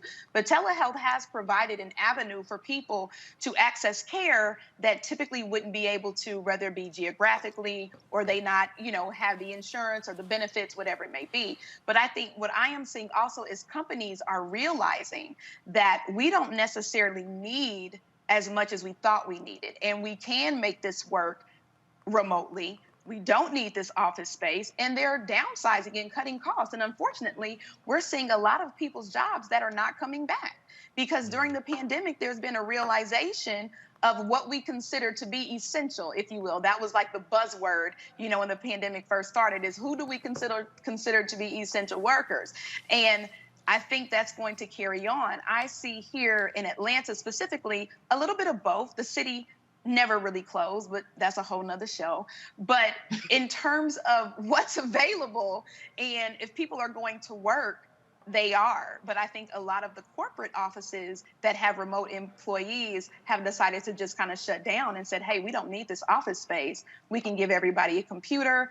And if you're not technology savvy, get technology savvy. I work with some people that are old school in thinking, and you've all seen people that don't know how to do the Zoom or turn the camera around. And, so they are struggling, but I feel that we're not going to go backwards. I don't think that we will go back to some of those traditional things that we used to do. I just don't see it. So I think for people that thought they would, never have to pay for parking or maybe never go in, some of you may be able to do that. But for those in certain professions, I think we will have to continue to be in person. All right, then. Jamie Secretary, we appreciate it. How can people reach out to you? All right. Thank you. You guys can reach out to me on Instagram. My Instagram is jaynicole79. That's JAYNICOLE 79. And my Facebook page is Jamie Nicole Singletary, JAMIE. NICOLESINGLETEARY. All right. Jamie, thanks a lot. Thank you. You guys have a good weekend. All right. Thank you very much. All right, folks, let's hear from our partners with CEEK.com.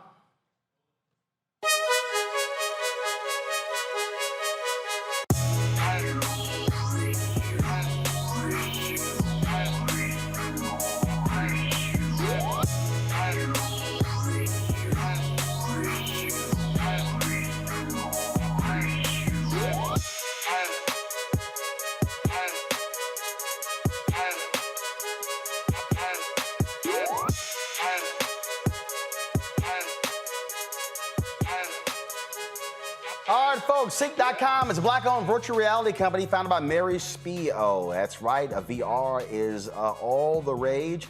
The ability for you to be able to actually be immersed in the space to feel what's going on. Imagine being at a concert and you're watching the concert, but you're actually in the seat in the concert. And so that you can able to see that great videos and all kinds of different things on CEEK.com. Using their VR headset, you simply just drop your phone right into here. And again, you're able to then immerse yourself in the experience right there. Also, of course, they have these great headphones right here, the 360-degree headphones. You can use this for gaming. It's Bluetooth. You can talk on them as well. The bass is tremendous. I love jamming these when I'm on airplanes. Folks, you can get these by going to CEEK.com using the promo code RMVIP21, RMVIP21, where you can get these. And when you purchase one or both of these, a portion of the proceeds comes back to us here at Roland Martin Unfiltered. You know, we support black-owned businesses, and it's the black-owned businesses giving back to us as well. So go to CEEK.com, CEEK.com. To get these items. All right, folks, when we come back, our Education Matters segment, we'll hear from the president of Alcorn State. They were, of course, one of the two teams that were in the MEAC SWAC Challenge. We'll hear from her. And then... Friends, get ready, get ready, get ready. Woman, get ready, get ready, get ready. Woman, get ready, get ready, get ready. Woman, get ready, get ready, get ready. Woman, get ready, get ready, get ready. Woman. Oh, I had to go ahead and pull out Bishop Jakes for y'all. Big announcement. I've been waiting for a long time. You do not want to miss this. I guarantee you don't want to miss it. Next, the Roland Martin Unfiltered. So now how are you going to pay us like that? And it's not just the salary. I mean, there are a whole number of issues that have to support us as women. Yeah, but that's what we deserve.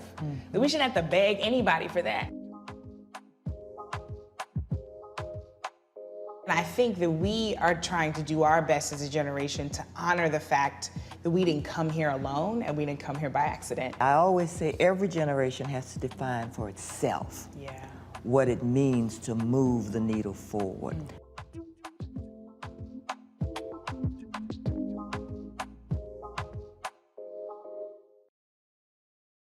The same people who kept us in Afghanistan 18 years too long are criticizing our troops' heroic work to bring the endless war to its end. One of the largest airlifts in American history moved more than 140,000 to safety under the most difficult circumstances, a feat the press and the critics said could not be done, in a situation made more dangerous by Donald Trump. The fact is, Trump's team got rolled by the Taliban in their deal. Then Trump doubled down, ordering the release of 5,000 Taliban insurgents from prison, including the commander who led the attacks that toppled the government. American veterans backed this president in getting the U.S. out of Afghanistan. We honor our sisters and brothers lost to the cause, including 13 in the mission's final days. And we respect a commander-in-chief whose own son served alongside us, who had the fortitude to do what the past 3 presidents did not. He ended the endless war.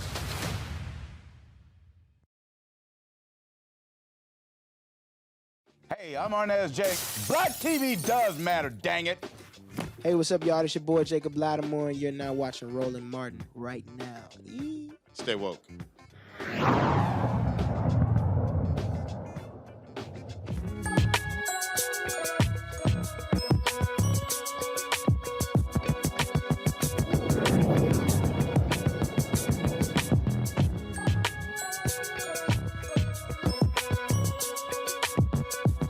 All right, folks, this weekend we were in Atlanta for the MEAC SWAC Challenge. It featured Alcorn State versus North Carolina Central University. Yesterday, we heard from the chancellor of North Carolina Central. I did not get a chance to interview the president of Alcorn State while we were in Atlanta, so we reached out to her and said, look, got to have you on the show. Joining us right now, Dr. Felicia Nave. Doc, how you doing?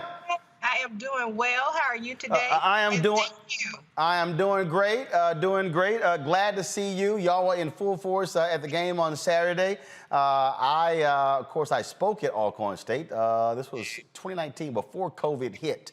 And you are fairly new to the university, right? I arrived in 2019, new as president, but not new to Alcorn, as I am a 1996 graduate.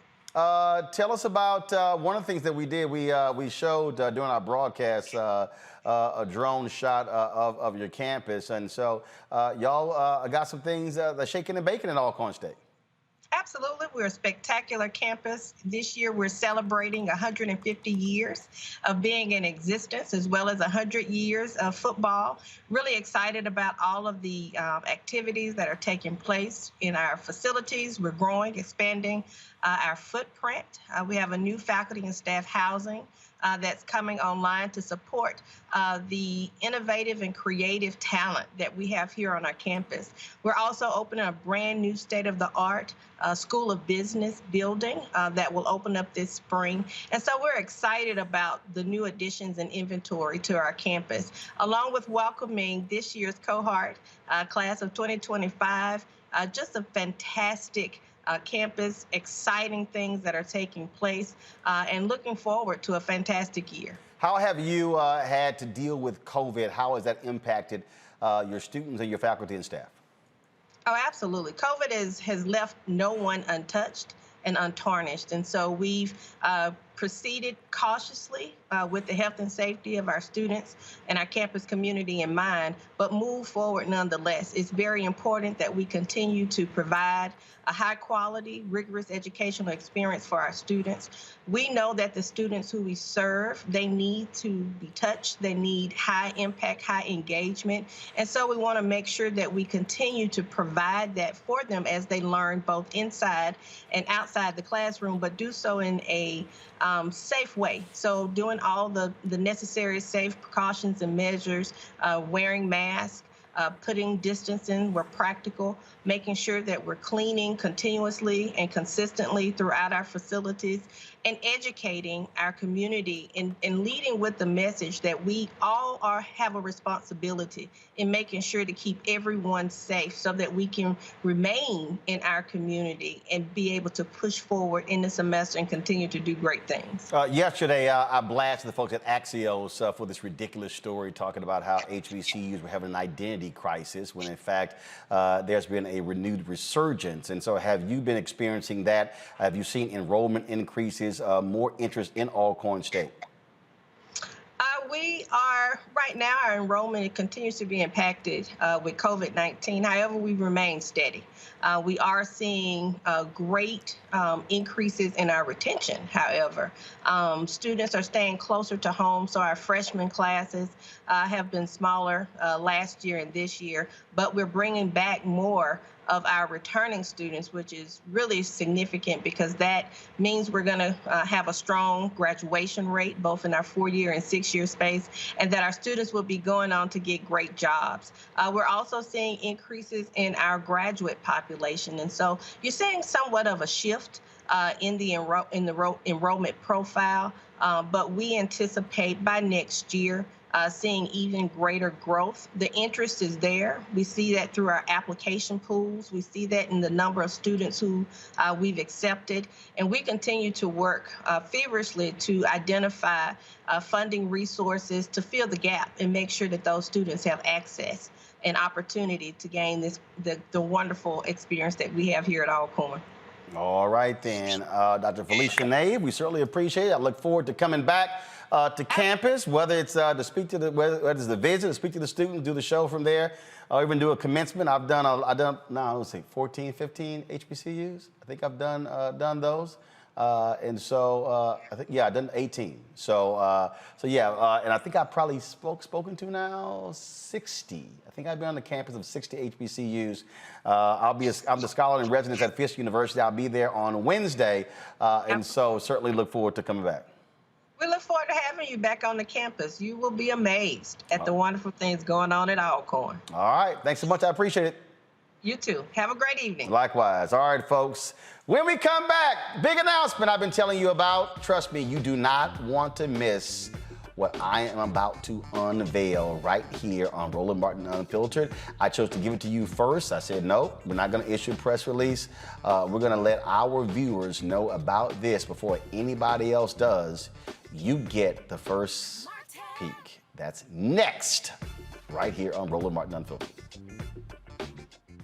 I believe that people our age have lost the ability to focus the discipline on the art of organizing.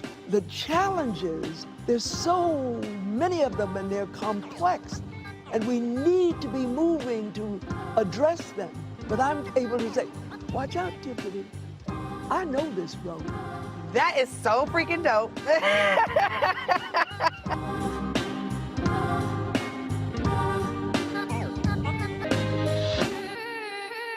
It ain't just about hurting black folk. Right. You got to deal with it. It's injustice. It's wrong.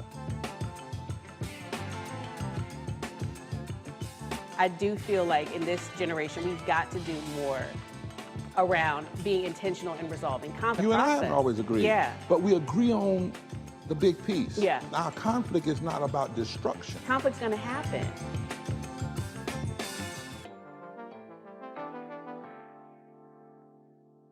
Smart. When we control our institutions, we win. This is the most important news show on television of any racial background. Y'all put $2, $3, $4, $5, $10, $15, $20, $30 on this and keep this going. What you've done, Roland, since this crisis came out in full bloom, Anybody watching this, tell your friends. Go back and look at the last 2 weeks, especially of Roland Martin Unfiltered. I mean, hell, go back and look at the last 2 days. You've had sitting United States senators today, Klobuchar and Harris. Whatever you have that you can bring to Roland Martin Unfiltered to support it, please do, because this information may literally save your life. Watch Roland Martin Unfiltered daily at 6 p.m. Eastern on YouTube, Facebook, or Periscope, or go to RolandMartinUnfiltered.com. Support the Roland Martin Unfiltered Daily Digital Show by going to RolandMartinUnfiltered.com. Our goal is to get 20,000 of our fans contributing $50 each for the whole year. You can make this possible. RolandMartinUnfiltered.com. When you study the music, you get Black history by default. And so no other craft could carry as many words as rap music. I try to intertwine that and make that create whatever I'm supposed to send out to the universe. A rapper, for the longest period of time has gone through phases. I love the word. I hate what it's become, and to this generation, the way they visualize it. Its narrative kind of like has gotten away and spun away from, I guess, the ascension of Black people.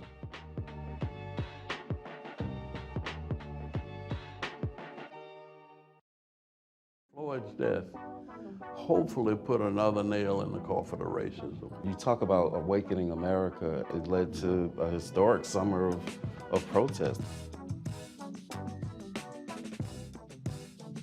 I hope our younger generation don't ever forget that nonviolence is soul force. Strikesters.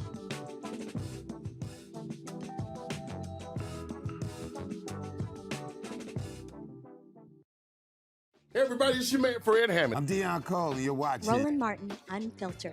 Stay woke. Hi, I'm BB Winans. Hey, I'm Donnie Simpson. What's up? I'm Lance Gross, and you're watching Roland Martin Unfiltered. I don't know who Roland Martin is. He got the ascot on, he do the news. It's fancy news. Keep it rolling. Right here. Rolling. Roland Martin. Right now. You are watching Roland Martin Unfiltered. I mean, could it be any other way? Really? It's Roland Martin. Hey, what's up, everybody? It's Godfrey, the funniest dude on the planet. Hi, I'm Israel Houghton. Apparently, the other message I did was not fun enough. So this is fun. You are watching Roland Martin, my man, Unfiltered. Carl Payne pretended to be Roland Martin. Holla! You are watching Roland Martin, and I'm on his show today. And it's, You should have some cue cards. Hey, what's up, y'all? It's your boy, Jacob Lattimore, and you're now watching Roland Martin right now. Hey, everybody, this is Sherry Shepherd. You're watching Roland Martin Unfiltered, and while he's doing Unfiltered, I'm practicing the wobble. Yes, I am. Because Roland Martin's the one, he will do it backwards, he will do it on the side. He messes everybody up when he gets into the wobble, because he doesn't know how to do it, so he does it backwards. And it just messes me up every single time. So I'm working on it. I got it. You got Roland Martin. Hi, my name is LaToya Luckett, and you're watching Roland Martin Unfiltered. What's going on, everybody? It's your boy, Mac Wiles, and you are watching Roland Martin Unfiltered. What's up, y'all? It's Ryan Destiny, and you're watching Roland Martin Unfiltered. What up? Lana Well, and you are watching Roland Martin Unfiltered.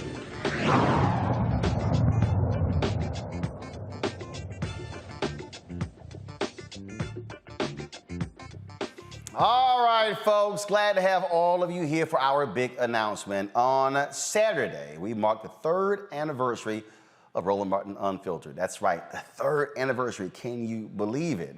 It has been a phenomenal 3 years. If you have been with us along the way, helping to build this, the first daily digital show specifically targeting African Americans, 5 days a week. When we started, we were 1 hour, and then we moved to 2 hours in our 2nd year. Unbelievable growth, have more than 1 billion minutes watched. We've had just numerous interviews and, of course, averaging 20, 30 million views a month. Just phenomenal growth. But that was never the plan, just to have Roland Martin Unfiltered. So I am excited today. Well, you know what? Before I do that, I'll tell you this here. Why do we do the show? That's because, of course, remember, we abide by, like all the Black press, that initial black newspaper, Freedom's Journal, March 16th, 1827. This is when they dropped the paper, Freedom's Journal, the nation's first black newspaper.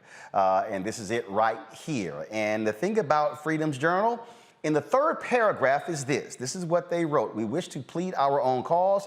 Too long have others spoken for us. Too long has the public been deceived by misrepresentation in things which concern us dearly. No, we didn't misspell public. That's how it originally was written in 1827. That is the quote that the black press has used. And so over the years, you talk about Frederick Douglass, the North Star, Ida B. Wells Barnett, her writings dealing with pamphlets, dealing with lynching. Of course, the Pittsburgh Courier, Robert Abney, the Chicago Defender, the Atlanta Daily World. We can go on and on and on. Claude Burnett's Associated Negro Press. Of course, Negro Digest, Ebony, Jet, Essence Magazine, Black Enterprise, WOL goes to Radio 1, becomes Urban 1, BET, TV 1.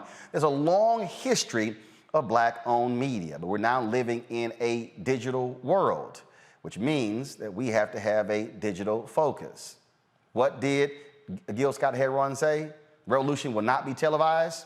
I dare say the revolution will be streamed, which is why today we are announcing this, Black Star Network. Black Star Network is going to be an OTT network available on all platforms across the country. And when I say all platforms, I'm talking all platforms. The app right now is available on your iPhone, on your Android, plus Apple TV, Roku, Samsung, Xbox, Amazon Fire TV as well. So let me show you this right here. And so, as you see, we got our Roku up as we speak. If you arrow down here, what you will see is Black Star Network, curated by Roland S. Martin. Now, it will take you to our homepage. We are already signed in, as you see right here. We are live.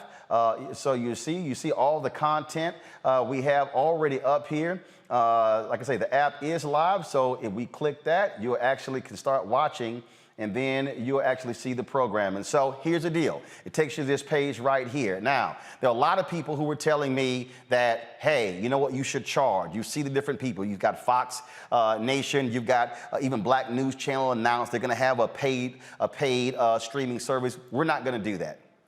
And again, people told me I should have, but the reality is a lot of our people simply cannot afford to pay for a streaming service. And so we purposely chose to keep this free. We purposely chose for people to be able to access our content. That's what we've done with this show as well, which is why your support for our Bring the Funk fan club has been so critical, because you've been able to give us the opportunity to be able to provide the content to our audience for free.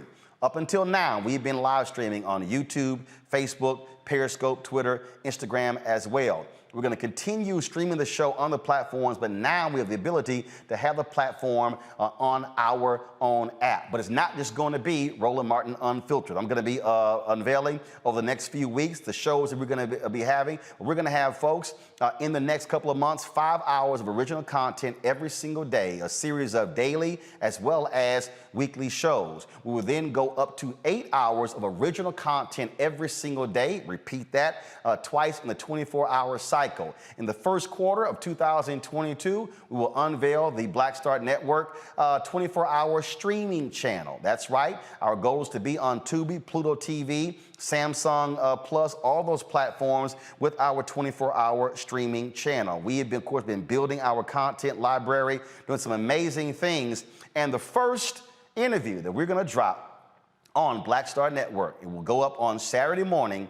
It is with noted civil rights attorney Fred Gray. He is 90 years old. He was the legal mastermind behind so many of our civil rights victories. Now, Dr. King did not make a move without calling Fred Gray. He also was the one who sat at the table to help create the Montgomery bus boycott. Here's a look of my conversation with Fred Gray. When you think back to all of those moments, I've often said that one of the greatest mistakes that we make today is that we focus on the march, the speech, the event, but not the strategizing, the planning, the discussion. Talk about that. What that was like to be in those conversations in the back and forth, whether it was King or Lowry or Marshall or all different players, Wilkins and Whitney Young, everyone, as they strategize and walk through and visualize and bounce things off, and you're there as the lawyer navigating that as well, how vital the strategizing was in the movement. It was very, very important. And let me tell you about the Montgomery bus boycott, because I'm almost the only person who was in the inner circle of the planning of the Montgomery bus boycott. I think there's probably only one now that's left other than me. And that one was one that ended up getting out of the movement before it was over and going on something else. So of those who stuck with it, I'm just about the only one who's there. Let me tell you how the plans were made. And most people didn't know about it even then, and they were a part of it in connection with keeping people off of the buses. Well, we all realized that at some point we're going to have to file a lawsuit to declare the city ordinances and state statutes unconstitutional. However, it takes a long time to do a lawsuit. You can do it, you've tried, you got 2 or 3 appeals, take 2 or 3 years. And if you're going to tell people immediately that you got to stay off of the buses until a lawsuit is resolved, they say you whistling Dixie. All right, folks, again, you're going to be able to see that full interview on Saturday on Black Star Network. Now, if you're watching right now, folks, you can actually download the app right now on your mobile device. You can download it on your Apple TV, on your Roku, any of your devices. Now, we were just in Los Angeles doing a variety of interviews because we're also going to be having a weekly one-on-one show called Rollin' with Rollin'. One of the folks we talked with in LA was my man, Jeffrey Osborne. Here's a sneak peek of that conversation. When did the damn woo-woo song just become like stupid crazy? You know what? It was so funny because that song was written by, I wish I had written that song, by the way. You ain't lying. Yeah, I bet you do. It was written by a couple of friends of mine, Bruce Roberts, Andy Goldmark, and it was called You Should Be Mine. And I recorded it. I came home, and I'm playing it around the house, you know, and my daughter was 3. Tiffany was 3 years old at the time. So I'll tell you how long ago. Yeah. And she kept walking by singing woo-woo. And she said, Dad, I love that woo-woo song. And I'm like, you can barely talk. That's not the woo-woo song. It's called You Should Be Mine. No, it's the woo-woo song. No, it's You Should Be Mine. No, it's the woo-woo song. So I'm fighting with a 3-year-old.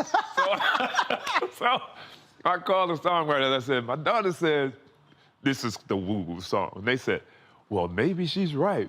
So they kind of named it the You Should Be Mine, but in parentheses, right. It's called the woo-woo song, right? Wow. So the record company, before it was released, they were sold on this song. They was like, oh, this song's a hit. So they went out in the street with microphones in the city and had people sing woo, woo, woo. And that was part of their campaign. And people were going crazy over just singing, can you woo, woo, woo? And that song just blew up. And from then, now people are calling me the woo-woo man. I'm like, what? Right, you don't Jeff, that's the woo-woo man. Right, it's a woo-woo man, exactly. But that song, man, even still today, I go out and people sing, they love it. And the worse they are, the more fun it is. It don't even matter how good you are or how bad you are. Then people started showing up at the concerts knowing I was going to go. They were showing up with instruments. Guys were sitting out with saxophones. Are you serious? I'm serious. I'm serious. They got up with a saxophone. One guy had a flute. I'm like, what? It's like, I'm gonna get my moment. Yeah, exactly. It's crazy. Oh, okay. Now that's wild. It is wild. Yeah, people just started showing up with instruments. One lady had a tambourine. Just wanted to play the tambourine. I'm like, this is not an audition. This is. Had you ever done a show and you didn't sing it and they were mad as hell? I don't think I've ever not sung that show. So as y'all can see, you can actually see, boom, the network, the interview right there live as we're broadcasting the show on Black Star Network. Now, remember when I went to Ghana in 2019? We were there for 10 days. We shot some amazing stuff. Well, COVID greatly impacted us last year, my Ghanaian crew. We have been busy this year finishing up the project. We're putting together a 10-part series that will air exclusively on Black Star Network. You now get the first peek at the sizzle reel of 1619 to 2019, the year of return. You read about it in history, you know, you talk about it, you see it on our side, you know, of the United States, but to actually come here and see where this story of slavery started and connecting the dots is just a wow factor for me right now.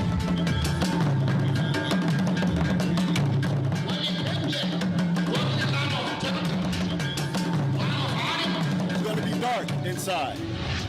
You might not see too much, but you're gonna feel everything. Just imagine to see prisons in the yard in the United States. A lot of us, if we're real honest, what is required in 2019 going into 2020 is simply for us to be reprogrammed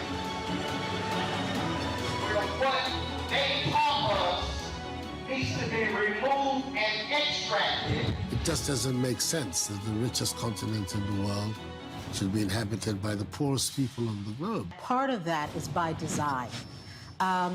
Self-hatred has been a very tragic part of our whole existence.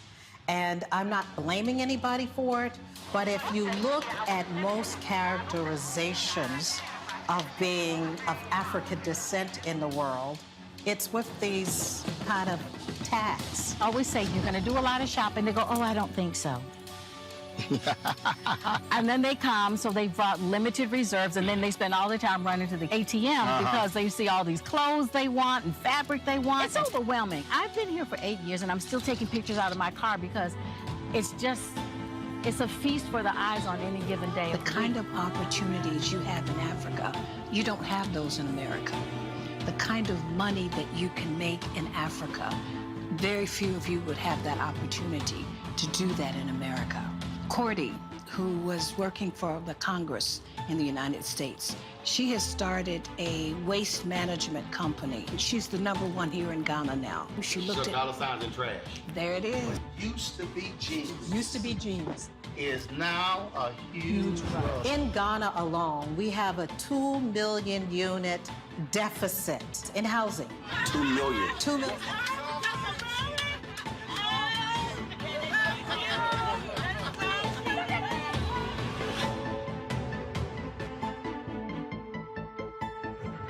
Seven of the 10 fastest growing economies right now are African nations. Why in the world would we not be trying to figure out how to connect? Because the Lebanese are, the Chinese are, everybody else is doing it. We will be crazy to do it. And it's with people who look like us. We will be crazy to do it. Crazy to do it. Crazy to do it.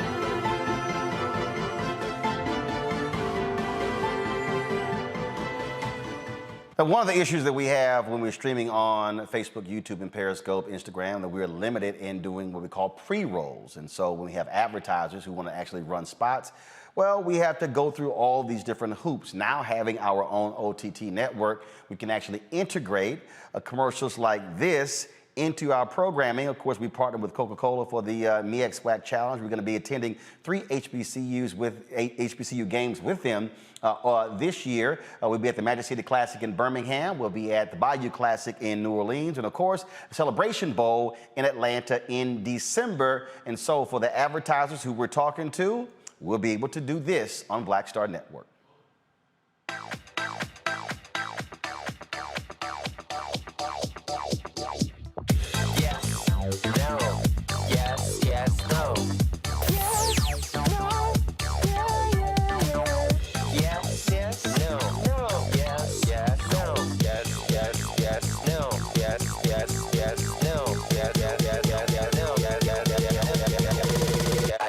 Try it first.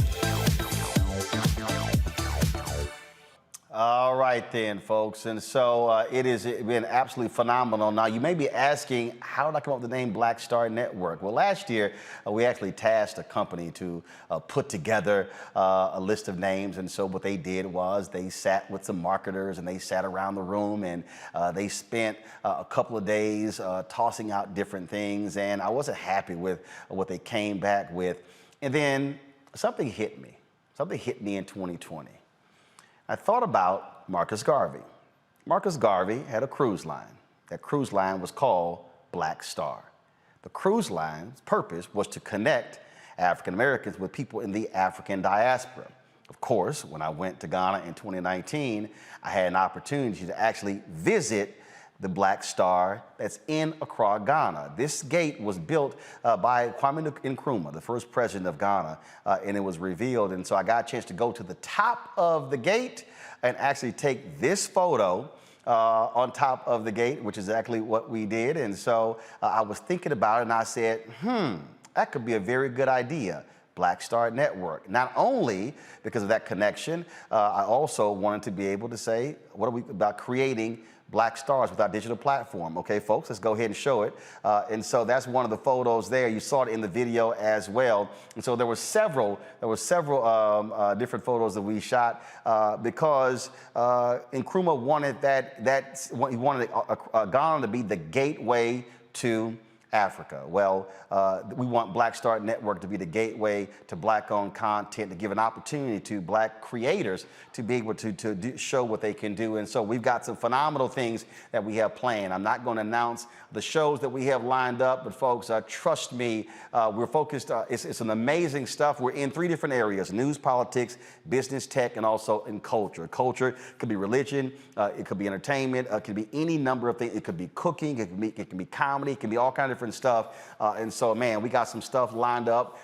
And so we're going to be unveiling these shows over the next several weeks. And so I really look forward to it. I can already see. So what happens is, as y'all are signing up, I get notifications of people who are signing up. And boy, I tell you, the emails are just going and going and going. Y'all are signing up right now. And so while you're signing up for the OTT channel, also, you can also subscribe to our YouTube channel, Black Star Network. We also have all of our social media handles ready, so you see right there. Those are all the social media handles. You can go sign up right now to our Black Star Network Facebook page. You also have our Black Star Network YouTube page.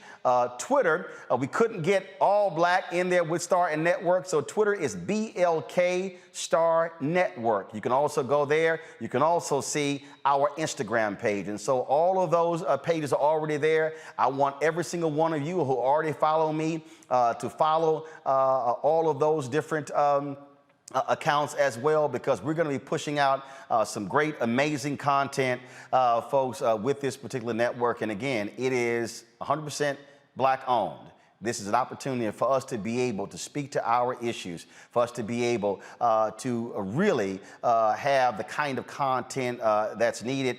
And by having the OTT network, again, we're not limited by what we're doing right now on YouTube, Facebook. And so I dare say for all these advertisers out here who keep saying they want to support Black-owned media, now is your shot. Now is your shot to actually support. I had people who were saying that, well, you know what? You're streaming on those platforms. We really could do business if you had your own.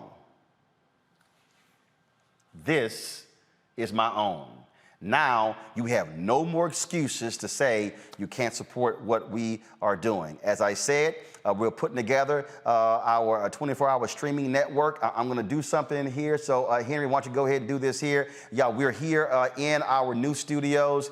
Y'all seen the shot of our control room. And so we're building this whole thing out. And so I'm just going to give y'all a glimpse of what y'all are seeing right now. You're seeing the backdrop. And so I'm just going to give y'all just a sense. So you see the colors here. And so these are all glass offices here. When we unveil our new studio, hopefully next week, all of these offices will be lit. And so all of this is actually being built out as we speak. We're actually having a set. That set is being built right now by an Alfred brother who's, of course, in set designer, Hollywood set designer, teaching at Howard University. That's being built as we speak, will be installed next week. Then, of course, you have our set, our new set that's over here that you've been seeing me as well. And so we have been working on that. We got the Leroy Campbell art piece. You see that as well. And of course, we're going to be, all of that is going to be all designed. And I told you just the other day, we actually have, of course, the Black-owned drape company that installed our green screen. And so we got that as well. So a whole lot of things happening here at Roland Martin Unfiltered. Now, Black Star Network as well. And so what you'll have to understand is that we've been working real hard over the last 18 months. A lot of people we've been talking to, working with, again, on this whole deal. People who've been working with us on economic strategies. We've been looking at doing crowdfunding. We've been talking about all of those different things. I sort of held off on that because we really wanted to build this thing proper. Dwayne McKnight with the Marathon Fund, we've been meeting with him on, again, finances. How do we actually build this out economically? But y'all have been so critical because it's your resources that have been helped us to be able not to have to go out and give away equity for a small amount of money. We've been able to build this thing very methodical over the past 18 months. And so that was always the plan. And you got to understand who also saw this. My wife, Reverend Jackie Hood Martin. When I had my 40th birthday, she was asked the question, it was in the video, she was asked the question, what will Roland Martin be doing by the time he's 50? And she said he will have his own network.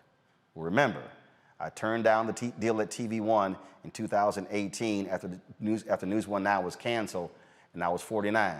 We launched Roland Martin Unfiltered on September 3rd, 2018. I'll be 53 in November. We were building this for the future, and I can't wait to unveil the stuff that we have. And so it's going to be fantastic. Y'all have played a huge part in it. And so we want you to tell all your friends, all your family. They can download the app. They can now watch our content on their television. A lot of our seasoned saints, you don't have to sit and try to get them to figure out how to use their phone. If they have Apple TV, if they have Roku, if they have Amazon Fire TV, if they have Samsung Tizen, if they have Xbox, they can now watch Black Star Network and Roland Martin Unfiltered on all of those platforms. What you think, Reese?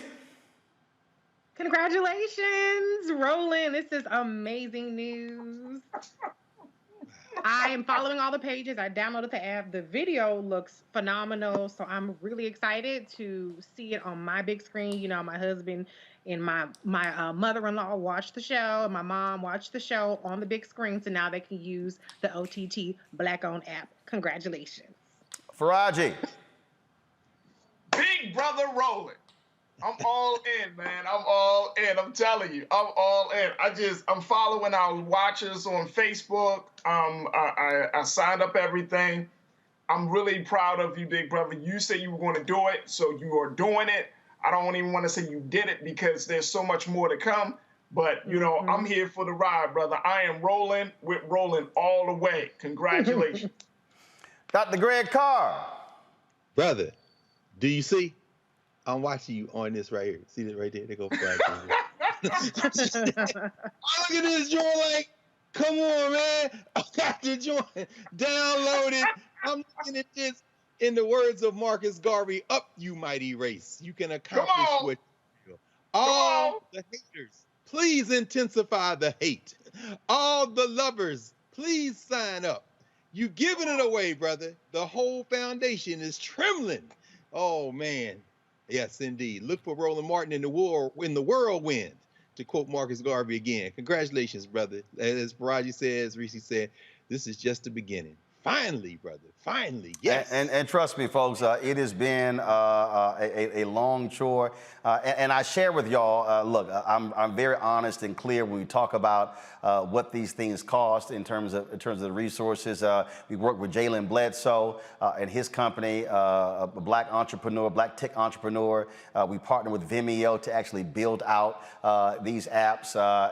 Like I said, it was about $160,000 it cost us. So we spent the last 8 months making this thing happen. The apps went live in August, actually in July, but I wanted to make sure that we tested everything out and everything was clear, which is exactly what we did. And so when we went through this whole deal, I wanted to make sure that, again, how everything worked out.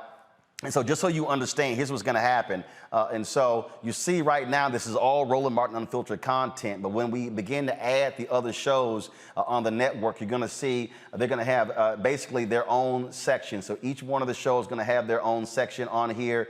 And you see what we've done with the existing content we have. And so you look at the in memoriam things that we've done, the special shows that we've done, live streaming the memorial service of Paul Mooney. We have, of course, Congressman John Lewis. Of course, our Chadwick Boseman special. And you see all the other ones we have here. And then, of course, it was the things that we did for the March for Democracy. You name it, all those things, the stuff down as well with the different segments. And so what you're going to see all this stuff that's actually on here. What we also are doing is building out blackstarnetwork.com.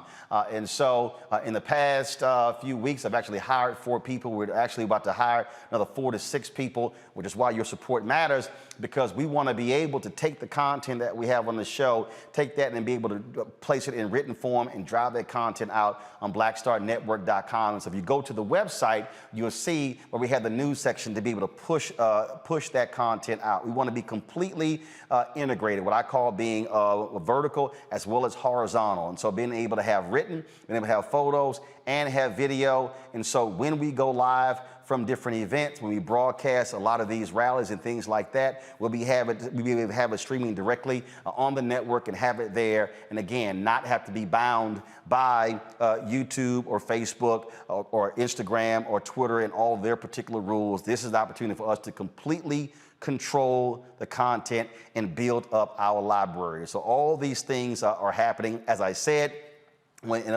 Should be by November 1. We should have all our initial shows, 5 hours of original content every single day. And so it'll be my 2-hour show. We got about 5 weekly shows we're going to be launching, plus another daily show. That's going to be, of course, 5 days a week. And then we're going to move that to 8 hours of original content every single day. And then while that's happening, we're going to be focused then on putting together our 24-hour streaming network. And so you take a lot of the stuff that we have, speeches and different events that we've covered in panels, we're going to be able to pull those things together to have a 24-hour streaming network. And to Greg's point, and I need people to understand, I could have easily said, no, let's charge people $4.99. I didn't want to do that. That's why your support is critical to what we do. That's why y'all keep hearing me. Y'all keep hearing me talk about these advertisers. Put your money where your mouth is, because this is the key. The advertisers, they are spending. They've already spent billions of dollars on Peacock, on HBO Max, on Paramount Plus, on Discovery streaming network. They've spent billions of dollars already on all of those streaming networks. All of these networks with their own plans. CNN announced they're going to be creating a separate streaming network. NBC has one. You've got ABC and CBS. You've got all of these folks out here. Well, the reality is no one can say we don't have a quality network. No one can say we don't have quality content. No one can say it doesn't look as good or even better. I'm talking to you on one of our 4K cameras. We bought 10 more robotic 4K cameras. We bought C300s, 5 of them, top-of-the-line cameras. If you can, the shot of our control room. Blacon, black-owned engineering company, building out the control room, wiring that control room, lighting system and all. This is all top-of-the-line equipment that we've been putting in place because we always believe that African Americans deserve the best. And so what I've always said, I will take away all of your excuses. I will take away anyone saying you don't have your own platform. I will take away someone saying the quality is not good. I will take away someone saying that won't be able to reach folks in the same way. No, all excuses have been taken away. And so now you have no choice but to support what we do. And that's why. So I kept it free because we want to be ad supported. And we want also for people to continue to join our Bring the Funk fan club, because there's some people who've given us $10, $20, $50, $100. I told you we started this with a black woman, 92 years old in Long Island, New York, who watched me on TV One. And she sent me a letter, handwritten. And she said to me point blank, she said, I watch you on the show. I love what you do. My daughter follows you on Facebook because she plays golf. And she said to me that your voice is absolutely important. And she said, I want to make sure that the next generation is hearing your voice. And what she did is she said, I am enclosing. And then she did. She said, I'm enclosing a $500 check. She was the first fan to actually give to our show. And it was that particular woman where I said, you know what? We're not going to sit here and charge people. We're just going to create our fan club, and we're going to sit here and just take contributions, and that's exactly what we did. And over the last 18 months, just the last 18 months alone, you have contributed more than $1 million. Last year, $672,000 to this show. You have made it possible for us to do what we do, and I certainly appreciate that. And so, as I say, there are people who've given us $1, $5, $10. We've had some people who've even given us, $100, $500, $1,000. I don't have his name right now, but there was one brother, and I'm going to pull his name. I'm going to give him a shout out later. He was watching the show. He was upset that YouTube kept buffering. He was not happy. Y'all, I'm not lying. He gave us $5,000. He said, brother, this is to go towards your OTT network. Well, I want him to understand this is it. We have the OTT network. It's the support of folks like him, and every single one of those dollars that came in, those $5 and $10, all that stuff matters. And again, I had people who told me, man, you shouldn't do that. You should say, where are all these black entertainers? And why aren't all these rich black folks supporting you? I said, the reality is this here. It's regular, ordinary people who are making this thing possible for us to do what we do, and that's why it matters. And so, folks, Black Star Network is here. It is here. So I thank all of you who's supporting. Again, download the app. We need as many downloads as possible. Then what I want you to do, I need you to also to go to the iOS store and the Android store and also give us a 5-star rating so we can also be one of the featured apps on there as well. And so when you go in, so tell everybody, y'all can, I'm going to post right now the splash page. Y'all can grab that splash page. You can put it on your own page, and you can share it, folks. And I'm about to type right now, fam. I'm on Instagram right now. You will see me typing it. Black Star Network is live. So I've actually had this Instagram handle for a long time, but now I can actually reveal it now. And so that's where we are. And so, folks, again, I certainly appreciate all of you supporting what we do. And again, tell everybody. And so the show's on there now, but our new content, that Fred Gray interview, is going to be the first one and goes live on Saturday morning. And he is one of our civil rights stalwarts, an amazing legal mind who is still working to this day, goes to office every single day. And so you're going to get a chance to see that conversation, that exclusive interview with Attorney Fred Gray.